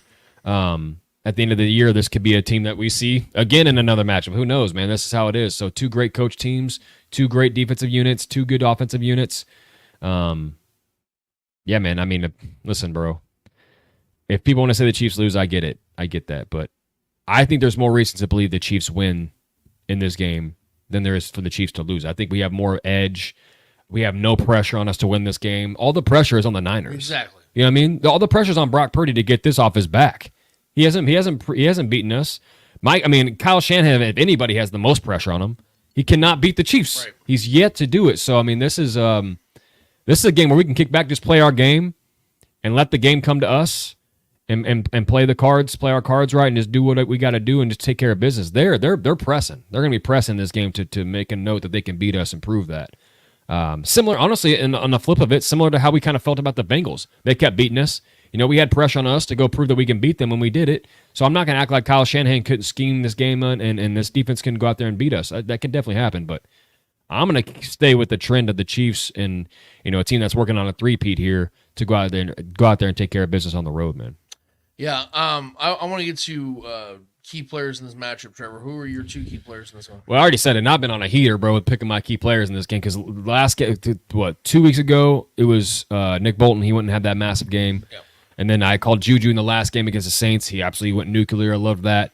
But defensively, it's Chris Jones here, man. This is a game where Chris Jones is just going to eat up the middle. I know they have maybe the best left tackle in football. That's fine. He's going to take care of his side. I do expect George, whoever's on that side, that's a tough matchup for anybody.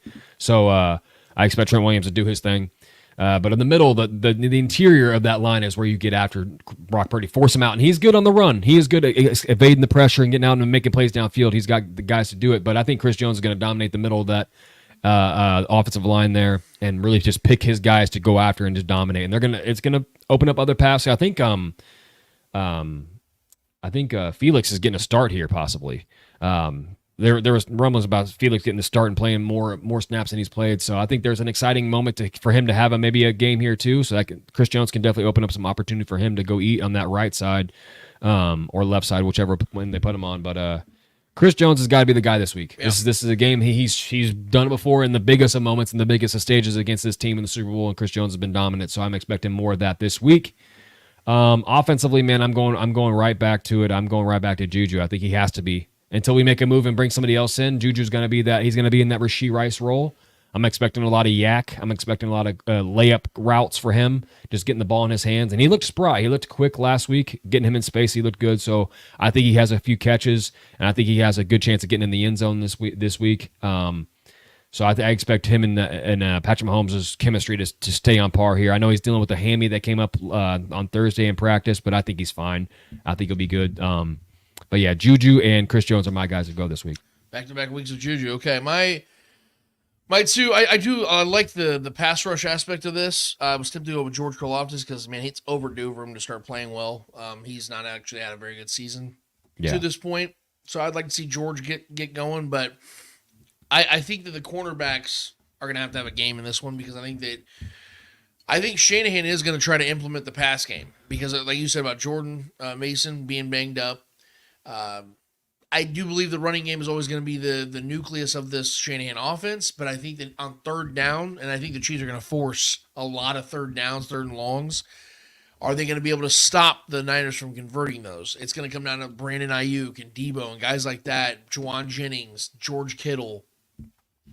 Are those guys going to have men locking them up? Brian Cook's going to probably be on George Kittle a lot in this game. I think McDuffie's going to be on Ayuk a lot in this game. I think you're going to have some really good matchups. Jalen Watson's been incredible this season. Is he going to be on Juwan Jennings, who Brock loves? Because Jalen's a little bit bigger. Juwan's bigger. Yeah. And that makes a lot of sense. I think Juwan Jennings is actually out. I'm almost positive Juwan Jennings is out. That's a massive loss. Yeah. True. Yeah. So he's been getting damn near as many targets as Ayuk. All the more reason for the Chiefs to capitalize on this in the secondary. I would really like to see, it's a 3rd and 7, and we know it's going to George Kittle, and Brian Cook blocks that ball out of his hands, or they force a turnover or something like that. Like, I need the defense to get some takeaways in this game. Break Brock's confidence early in the game to make him feel rattled, because that's what Brian Flores did in that game in the Vikings game. He threw a pick, and it rattled Brock Purdy. We're hitting him. That's where the line comes in. Chris Jones, the guy's got to get in there. Juwan Jennings is out. That's a big loss. Yeah, man. yeah. That's a surprisingly low-key big loss. Yep. And then my second guy on the offensive side, man, I think that the Juju's a great pick. I think that's the guy that we need to focus on. But I'm gonna bring it back to a guy that might surprise you, Trev. The last time the Chiefs played in Santa Ana or Santa Clara, who's the guy that scored 3 touchdowns? Yeah. And he's a guy that's going to need to be implemented in this offense this week because the Chiefs are so thin at wide receiver. Shit, who scored on to win the Super Bowl? Yeah. It's going to be McCole Hardman. Yeah, I love it, dude. I almost went there. It's a matchup thing. Yeah. It's a matchup thing. McCole Hardman goes off on this team every time he faces him. I think the Chiefs bring him back into the offense because you saw last week they implemented. He got like 5 targets, like 3 catches for like 40 yards. He was getting implemented again. I think that was on purpose because I think they wanted to see that before the bye week and then implement it into the film study in the bye week and then say, all right, 49ers are banged up. Let's get our fast guys out there. And then McCole Hardman go out there and eat. I think McCole Hardman scores a touchdown this game. Or it could be a Xavier Worthy game, too. Or I would love get the jet sweeps. You never know. Sign me up. Either way. I love the speed aspect, though. I think getting McCole and Xavier Worthy going, it makes sense. I love McCole this week. I think he scores a touchdown. I'm going to put money on it, in fact. I think he's going to score a touchdown this game. We've had this whole conversation about this game, and we've yet to mention Kareem Hunt in this matchup. The Niners can be ran on. Yeah. They've been getting ran on. But is it weird for me to say that I'm almost expecting the Chiefs to run the ball well? Because they've been running the ball well. Yeah, Kareem, man. And this offensive line is built to run block. They run the ball very well. And Travis Kelce's been blocking great. Juju's a great blocking receiver. Why do you think I keep saying they got to pay Trey Smith? Or even some like little bubble screens to Kareem, bro. You know he's eating those bubble screens. So this could definitely be a Kareem game, too, and I wouldn't blink twice. Right. So, yeah, I love it, man. I like the McCole. I mean, he tends to have – he has their number, dude. Yeah. So. Scored 3 damn touchdowns on this team 2 years ago. Imagine he does that a hat trick again. I'm just saying. I think he gets one. I think that there's going to be a red zone play because we also know the Chiefs have been struggling in the red zone. Yeah, that is where McCole has done most of his damage in the red zone. So I like McCole this week, man, to make a difference in this game. I love it. Sure. What are your score predictions on this one if you have one? I mean, I think there's going to be some points scored here. Even though these two defensive units, I mean, these teams know how to score on each other. They typically put up points in every single time we face. They haven't been clunkers, right? These have always been juggernaut type games against these two teams, and both these coaches know how to scheme up points and get guys open and get guys in the end zone. So we've had some red zone woes, but I think we correct those, and I think what better team to do it against this team that we always find ways to score against. So I like 27-24. I like it. It's going to be close. This is going to be a competitive game. 2 very talented teams. So I think the Chiefs 27-24 sounds good to me. Another week of you and I walk off Harrison Butker touchdown or kick a field goal. Another week of you and I having almost the exact same score. I said on Arrowhead Allies, I'm going to say it on this show. The Chiefs are going to cover the spread in this one. Yeah. I mean, obviously they can cover because it's a +1.5. But I'm saying that's going to be a convincing win. We'll probably go down 10. Probably going to go down by 10 points, bro. You know it's probably going to happen. I just have this weird feeling that it's not going to be like the exact same game as the Saints game, but it's going to have almost one of those same vibes where like it feels like the Chiefs are controlling it. You know, I don't think it's going to be one of those games where you go down 10. I think the Chiefs are kind of getting in that pace now of understanding that we got to run a balanced offense. It'd be nice to start hot. That'd be great. I think the Chiefs are going to defer. We always know that. Yeah. They're going to defer, but I think the Chiefs defense makes an early stop. I think they actually force a couple turnovers in this game. I think the Chiefs defense forces a couple turnovers because, like I said, we know that the Niners offense has been very sloppy, and with the injuries they have, I think Brock plays a little bit more desperate. I know he plays very well within the system, but he's going to have to make some throws in this game. As long as we don't turn the ball over, because that's been a weekly thing, and that's driving me nuts. So if we can take care of the ball, we win this game. I like the Chiefs as much in this game as I have in any matchup with the 49ers in the past. I think the Chiefs, I have the exact same score of the Chiefs, but I have them winning by a touchdown. So I have the Chiefs winning 27-20. I think they're going to keep this game low scoring until the end. I think the Niners get like a cheap touchdown at the end of the game. And I think it's like 24-13. So you're taking the Chiefs and the points is what you're saying. Fucking absolutely. I love the Chiefs this week, dude. The fact that we get points with the Chiefs is wild, bro. Yeah, exactly. That's nuts. Like how often is even if it's 1.5. We don't get to do this very often. Yeah, take them plus points. Yeah, that's Chiefs nuts. on the plus points. I mean, just slam that shit this week, guys. But yeah, I think this is one of my favorite games for the Chiefs this year because it's one of those get-up games as well. We know this is a game that really does matter to the Chiefs, even though it's an NFC opponent. We know that this is one of those. Patrick's going to try to show. I think Patrick throws for 300 yards again. I think he throws for another 300-yard game. I don't know how many touchdowns he's had. It's really hard to gauge his touchdowns. But I feel like Pat's going to have a good game though. I could see one of those like little shovel passes to McCole. I can see a Noah Gray sneaky touchdown pass and catching this game. I can see one of those like complimentary pieces scoring in this game. Pat. I mean, I hate to say it, but Patrick just owns the Niners, and this is back when they had the Robert Saleh defense, when they had D'Amico Ryan's defense. There's a certain teams he owns: Jacksonville, Baltimore, and this is the worst. This is the worst Niners defense he's faced since 2018. That's what I'm saying, dude. People act like this defense is some nasty, gritty. They have not been that good this year. They have great players. Yeah, Fred Warner is one of the best defensive players in the league. Yeah.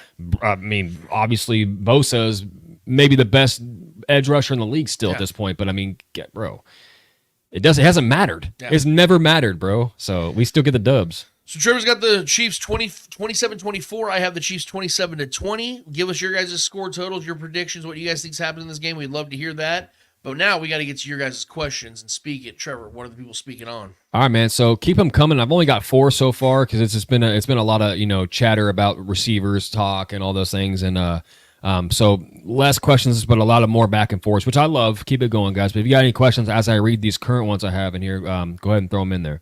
I'll get to them. But at the top, we got Dustin Orton. Can we get Arrowhead Allies on the podcast? Yeah, I've talked to Clinton Noah. It's all about time for them. I don't know what time really goes into it, but yeah, I did mention that to him a couple times. I know they've dropped a couple shows on pods, but until then, I mean, the best thing I can tell you is just get on YouTube and have it playing in the background or on your phone while you're not watching. It still works that way as well. But yeah, I've definitely talked to guys, and they definitely have received that well. But yeah, it's just one of those things where it's out of my hands. Yeah, it's a scheduling thing too. Yeah, I mean, they're very busy guys. Yeah, and I trust me, I get that. Yeah. I work 60+ hour weeks for the last several months now, so I get it. Yeah. And I'm not ever able to be on the show either, which I would love to chime in and talk some shit with those guys as well. But it's just, between being a single dad and working as much as I do, man, it's tough just for scheduling reasons. Trevor dances at night, so it's really hard to get off that pole and make things happen. On White Thunder is the name, baby. Let's go. I'm going to clap. Jesus. Let me see. Oh, Shaggy chimed in real quick. He says, just to not defend himself, but to kind of just put it out there, I'll be on the edge of my seat, living and dying with every play. But look at the picture. It's okay to lose this game. Juju's hamstring is a concern with the rest of the wide receivers. I'll be honest with you, Shags. I think Juju's hamstring is a little overblown right now.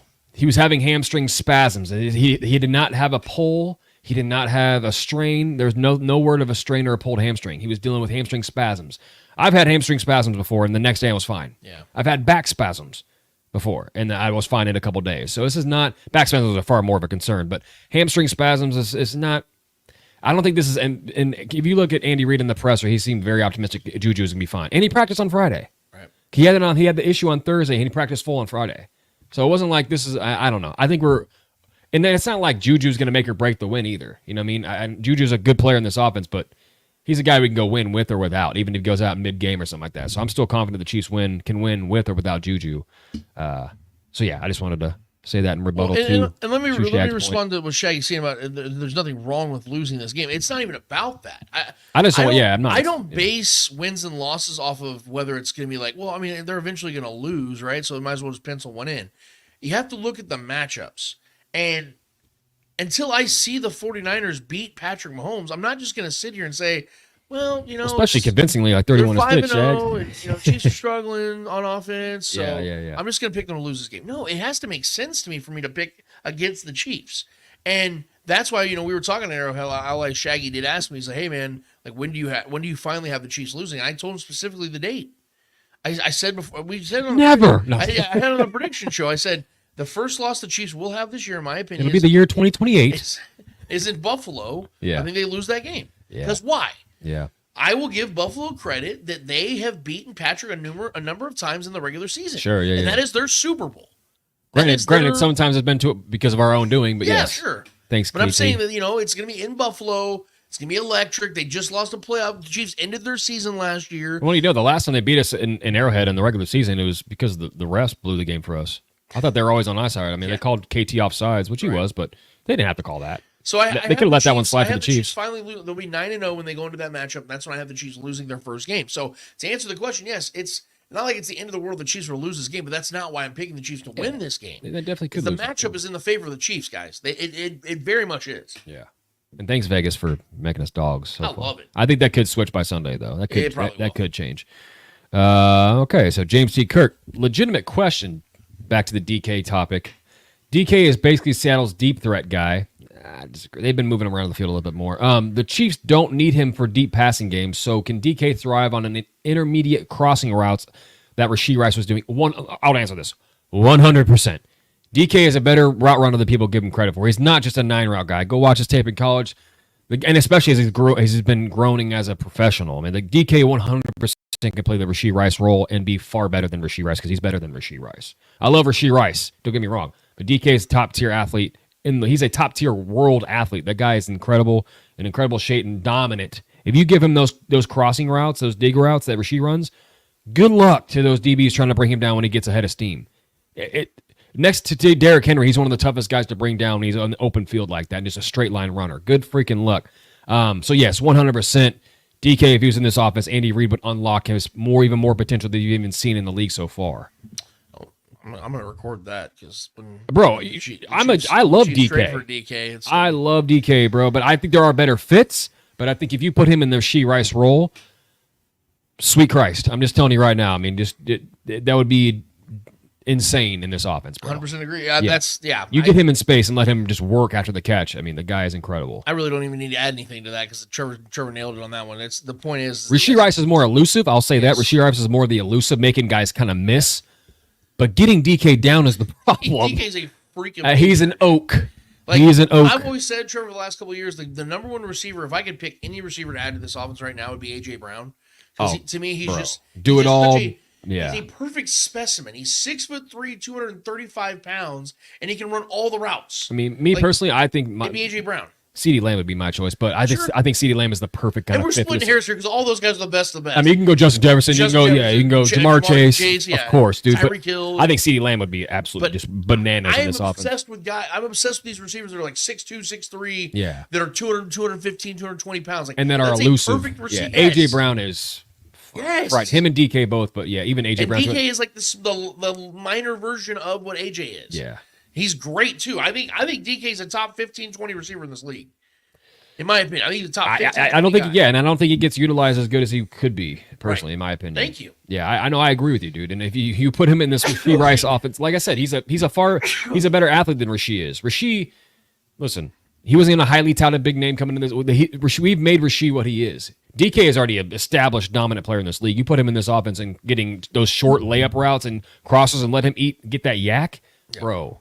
He 100% would be a dominant force in this offense. Would take this offense over the top for sure. Look what Juju just did with it against the Saints. Imagine DK catching those passes. And what Ruben DeCruz just said in the chat is 100% correct. This is why I'm still of the faith that there's going to be something big happening with the Chiefs. Got to make a move, bro. He goes, Veach not tipping his hand if he is making a move at wide receiver. Thank you. This is what I'm trying to get people to understand. It's not in the news right now because the Chiefs are so good at keeping things close to the vest. Yeah. And I do believe that's what's happening. We do know that the Chiefs did call for Davante Adams. We know this. This has been sourced by multiple people, local and national. Mm-hmm.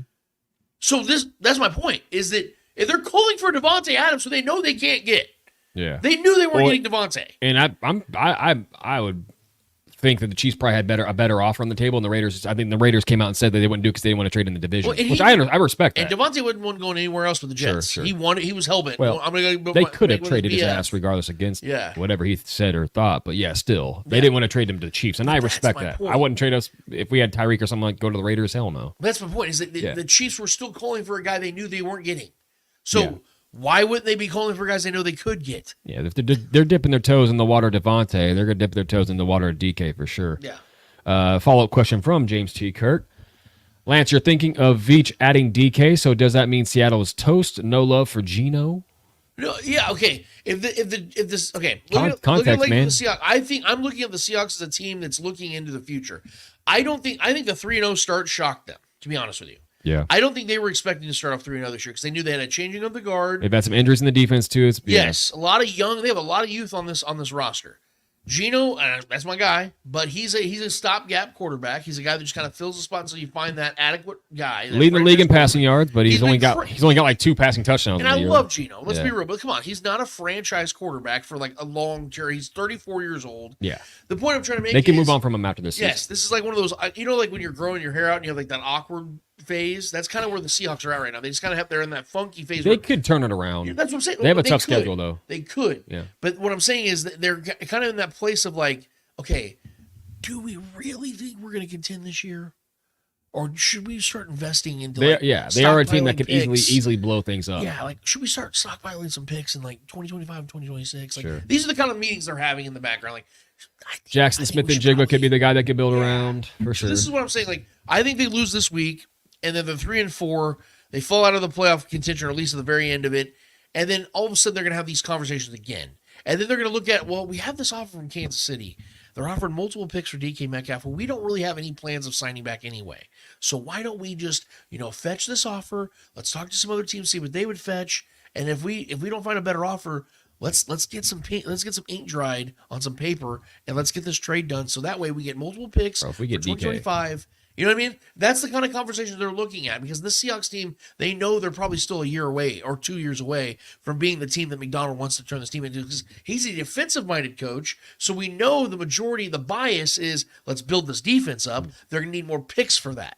So you're not going to be able to do that while you're spending the next $120 million on DK Metcalf, which isn't going to happen anyway. So go get those picks, build your defense up for the next couple of years under McDonald's tutelage. Yeah, if we get big DICK Metcalf over here in this offense, bro, I'm telling you right now, dude, if we get him in the red and gold, baby, I'm telling you, bro, let's go. That's got to be his nickname when he gets over. Big DICK Metcalf, baby, let's go. Oh, man, that would Can't spell dick without DK. hey.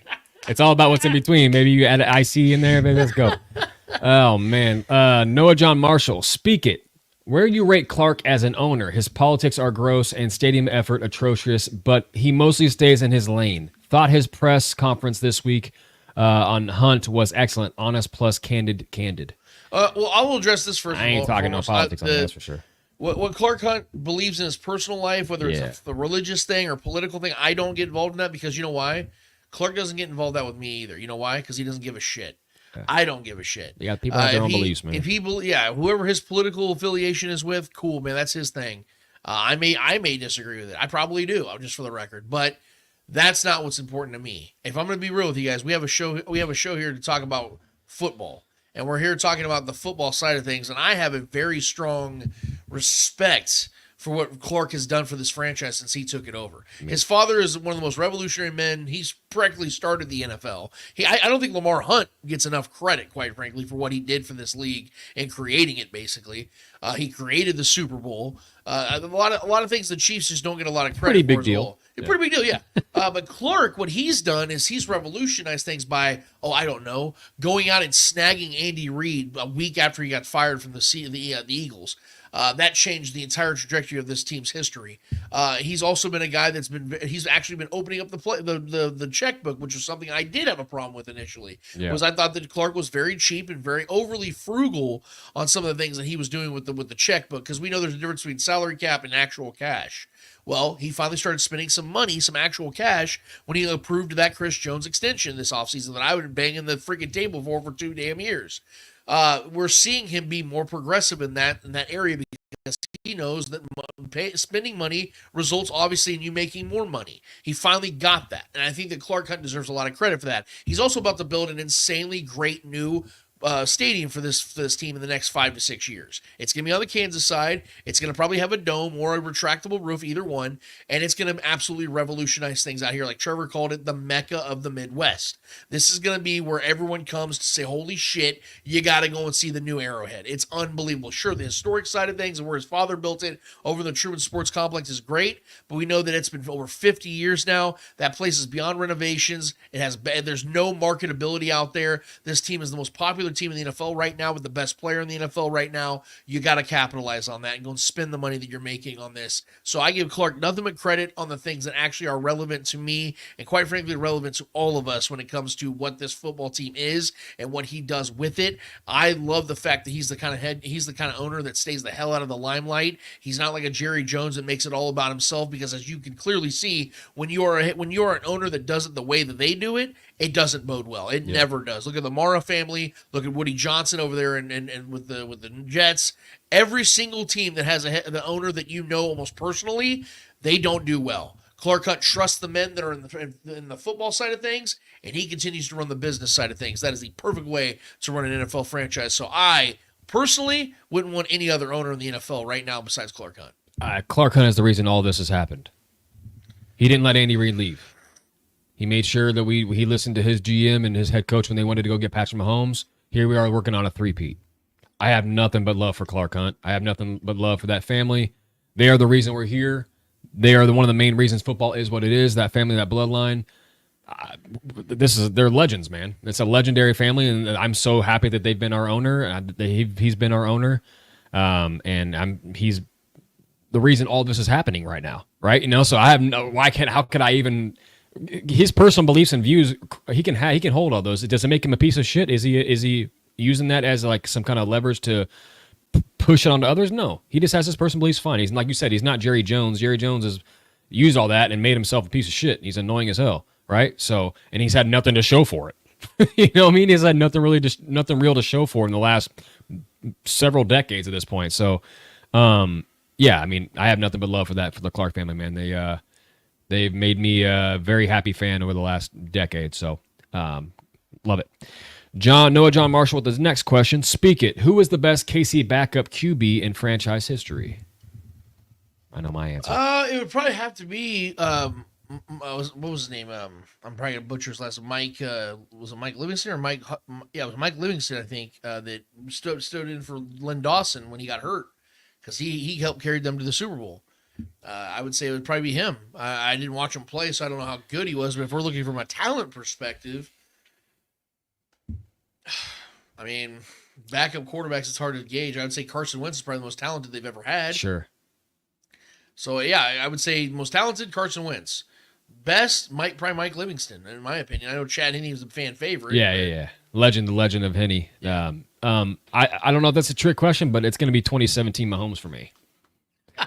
He was a backup. Okay. So I'm just I'm just saying that's my answer. If we're playing Jeopardy, if we're playing, this is like a trick question because he was his first year was the backup. So if I'm going to say the best backup in Chiefs history, he's the best backup and the best starter. That's a good point. History. He was technically the backup. So 2017 Pat Mahomes for me, baby. But I think but as far as talent wise, and I think it's because I blocked that year out because I knew that we were wasting a season with Pat. So we were so bitter about it. Yeah, that was a good trick question though. Yeah, I don't know if it was, but that's my answer.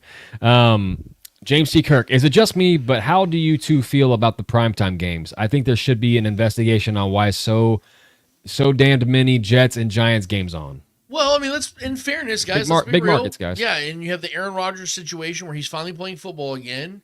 It's intrigue. They look for intrigue. They look for ratings. Eyeballs, guys, it's eyeballs, man. Big markets. Yeah, the NFL looks for big. Why do you think the Chiefs are on fucking Netflix this year? The Chiefs are on, why do you think Peacock's involved? Why do you think all these streaming services want a piece? Apple, yeah. Yeah, because they know that it's a serious moneymaker, so you got to give them... Why do you think Cowboys are on all the time? Because they have a huge market. So, yeah, do I like watching some of these games? No, because some of them suck ass, but... Yeah, here y'all are watching them. But we still watch and still talk about it. Yeah, exactly. Yeah, so I have no problems with them, man, to be honest. James E. Kirk, final question from me anyway. Jerry Jones needs to step down as GM and principal chair owner of the Cowboys. It's embarrassing how he's running that team. Any thoughts? I feel like we kind of just vented on it. I'm not going to be stepping down anytime soon. Yeah. I'm in my prime. I don't know if y'all caught that Jamie Foxx snippet, too. That was an interesting. He got an 8-inch Oh, my God. shit. Oh, my God. But I'm not stepping down. I'm running this team, and if you don't like it, I can fire your ass. And you ain't going to be a radio host no more. Oh, that was hilarious, dude. Yeah, Sean Shreve. He cannot take criticism. From Kansas City, by the way, I might add. Oh, yeah, Dealing with that shit. Doug, man, it's a joke what's going on down there, man. And it starts and begins with Jerry Jones. I hate to say this is going to sound very morbid, but the day that guy is no longer around is going to be a better day for that franchise because it's all about him. Yeah. I will give them credit. They've been able to build good rosters, but they just continue to miss the mark when it comes to what's the most important thing, and that is putting, like I just said about Clark Hunt, you put the football people in charge of the football things. I know Jerry Jones played football back in the day. I know he has knowledge of the game. Jerry is a businessman. Jerry is on that side of things. That's why he brought Jimmy Johnson in all those years ago, because he knew Jimmy Johnson was the football guy. Yeah. He didn't think that Jimmy was going to get all the praise and glory, which he did, and that's why he fired Jimmy. So it's just, yeah. But I'm not stepping down anytime soon. I'm Jerry fucking Jones. Keep it up, buddy. You're doing great. Like doing great over there, Jerry. That is it for the questions, man. That's all we got from our people. So good stuff, guys. Appreciate y'all, man, for those who chimed in with questions. Hell yeah. I appreciate all you guys so much for everything that you guys contribute to the show. It really does go such a long way. It makes a show what it is. Having all these personalities, all these regulars, all new people coming into this thing, even people that just listen. Thank you guys. Those that, don't really feel like you have something to say. Hopefully one of these days you'll have a change of heart, though, and you'll want to jump in, man, because we love when everybody joins the community pool over here, if you will. So with that, Trevor, we have one more order of business to get to. What is it called? Hold this L. Each and every episode, we finish off every single episode with a series of L's in the world of sports, whether those L's are friendly L's or not so friendly L's in the world of sports. We promise you, who's ever holding those L's in the world of sports, deserve those L's in the world of sports. Trevor Twiddle, who's holding L for you this week? Man, can you smell it? The NBA season is right around the corner, bro. I'm excited for it. I know where you're going. I know where you're going. Do you? I do. Man, yeah, I'm ready for some good old basketball, bro. I'm ready to see my Kings get out there and be competitive. Going out there and got DeMar DeRozan. Looking forward to that. So seeing Bronny and LeBron out there together is gonna be a fun treat, just for historical reasons and things like that. But a lot of NBA podcasts out there nowadays, and a lot of guys out there admitting things that they probably shouldn't. So my L this week is gonna go to actually Andre Drummond. Oh, wow. A guy. There's several L's I could probably go around in the NBA as of right now. But Kawhi Leonard. Yeah, for sure. That one just speaks for itself. No, but Andre Drummond was actually just recently on a podcast, and he was talking about his dominance as a rebounder, one of the best rebounders of his time, and how his competitiveness against Dwight Howard when he was younger. Dwight Howard was the best rebounder, leading the league in rebounds at the time, and how he was trying to get up and be that level even as a rook. But he admitted to something that honestly just is a bad look for him, and it's just quite embarrassing, honestly, for what his personal goals compared to winning and being a winner rather than just stat padding. And he admits to missing shots on purpose to get his own rebounds, to get double doubles, and to stack up rebounds to be the rebound leader of the league on purpose. So I'm going to go ahead and play this clip for you. Say, yo, who's leading the NBA rebounding right now? So it's Dwight Howard. I think he averaged like 12.3. Mm-hmm. I'm like, I'm currently averaging 8.9 as a rookie. I can beat that mother. Yeah, 100%. For sure, I can beat that. So after I realized how not sexy rebounding was, I said, that's it. I'm going to be the best rebounder to ever play this game. Yeah. So then I set out to do it. How many years running did you have the crowd? 4 years. And I almost got it coming off the bench. Sheesh. That's crazy. Nah, bro. It was getting sick at a point in time. No, facts. It was getting. Oh, it's coming back. Don't worry. No, It was like the 2020 games, consistent. I was like, consistent 2020. Let's go ahead and I'm gonna call a spade a spade. Were there times you would miss some shots on purpose to get the rebound? Yeah. Knew it. You knew it. All right. I like Andre Drummond. I like him as a player. I think he's a great role player, a good, solid rim protector, and obviously a really good rebounder. But he said the quiet part out loud. That's not something that you go on a podcast and boast about and brag about when you're trying to get a new contract, and he's still young enough to play in this league, and I'm sure he'll be playing fairly well at a decent level for what he is at this point in his career. But we've had guys like Dennis Rodman and other great rebounders in this league that were great at what they did, but also were diehard winners and guys that wanted to go out there and win, not just get their rebounds up. Well, now we know who Angel Reese signifies. Yeah, I don't even get me started on her, bro. She's digging her own grave. She's got a big ass shovel. But for a grown man to go on this podcast and admit that he was missing shots on purpose, missing his own shots just to get rebounds, and not realizing that he's hurting his field goal percentage in the same breath of trying to get the rebounds up. So the logic there was just baffling, and just for him to admit that publicly on a podcast as a professional athlete, as a professional basketball player, is just really, really strange to me, and a strange flex, to be honest. As a guy he's already great at rebounding, you don't need so he's out there padding his stats just to get extra rebounds. This is a strange thing to admit, and honestly, it reeks of a loser mentality to me, because winning should always be the number one thing on his list. Not saying that he didn't want to win, but for you to go out there and purposely miss your own shots, take points off the board to get a rebound, not to be promised to get a putback point with that rebound, but just to strictly get rebounds, not points, rebounds. Yeah, is a strange thing to me to admit. So, Andre Drummond, do me a solid favor, my guy, and hold this L. I'm going to stick to the NFL side of things.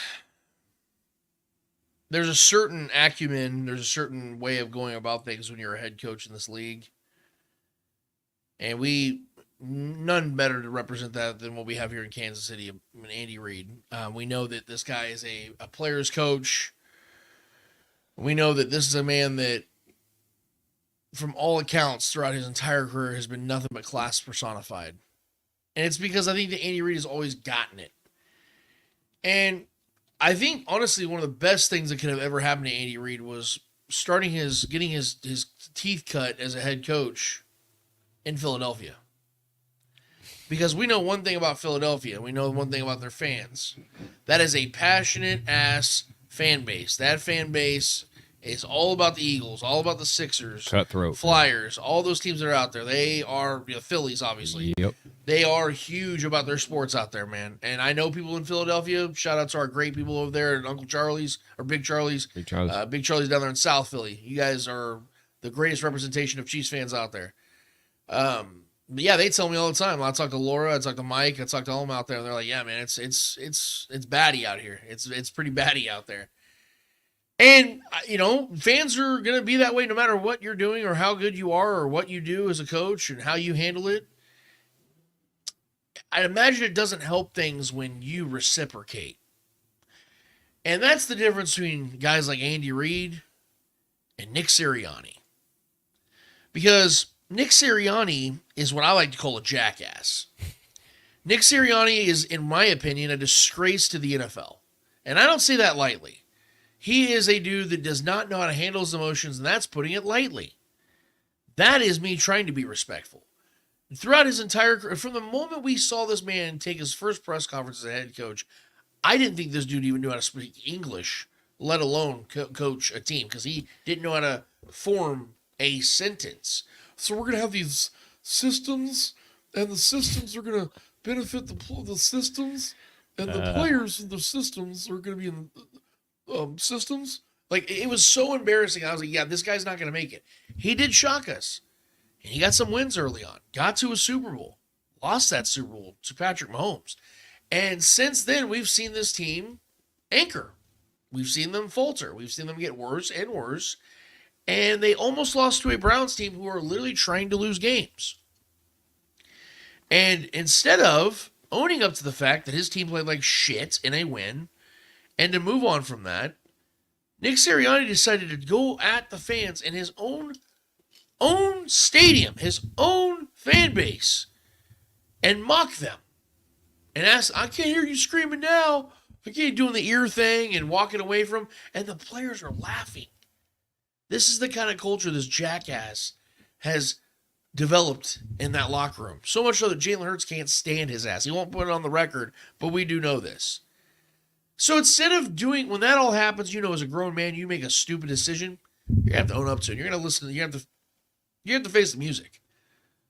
What does Nick Sirianni do at the press conference? Trevor, go ahead and put that up. This man brings his fucking kids up there. These poor, innocent children. I mean, look at his daughter on the left. She doesn't want anything to do with this damn press conference. She is so embarrassed by this situation.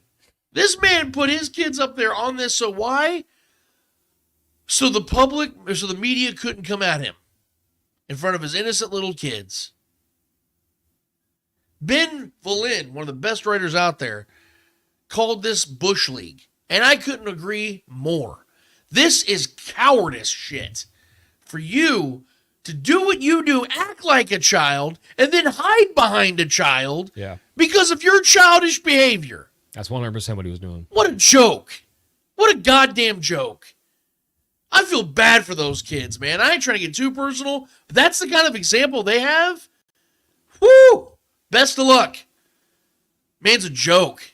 An absolute joke. As a coach, and I personally think as a guy. So for that, Nick Sirianni, who probably won't be coaching the rest of this season, probably make it for maybe another couple games, but I don't bet on it. I don't bet on him making it through the season. Do me a solid, my brother, and hold it down. Mike Vrabel, incoming. Great hire. Next head coach of the Eagles, bro.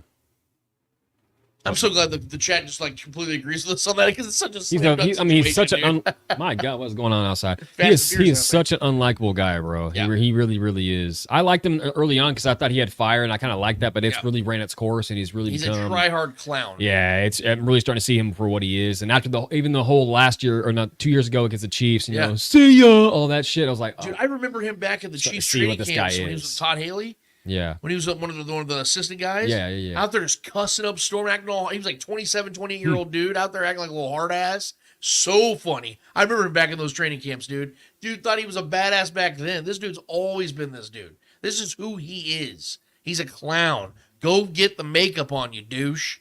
Yeah. Douche. You know who's not a douche? You guys. Because you guys hung out with us all day. You guys aren't douches. You guys are not douches. You know what? You're not a doucher. You know, you want to go to the garage and do karate? You know, like, we could do that, guys. We could totally go do that. But in the meantime, in all seriousness, thank you guys for being here with us today.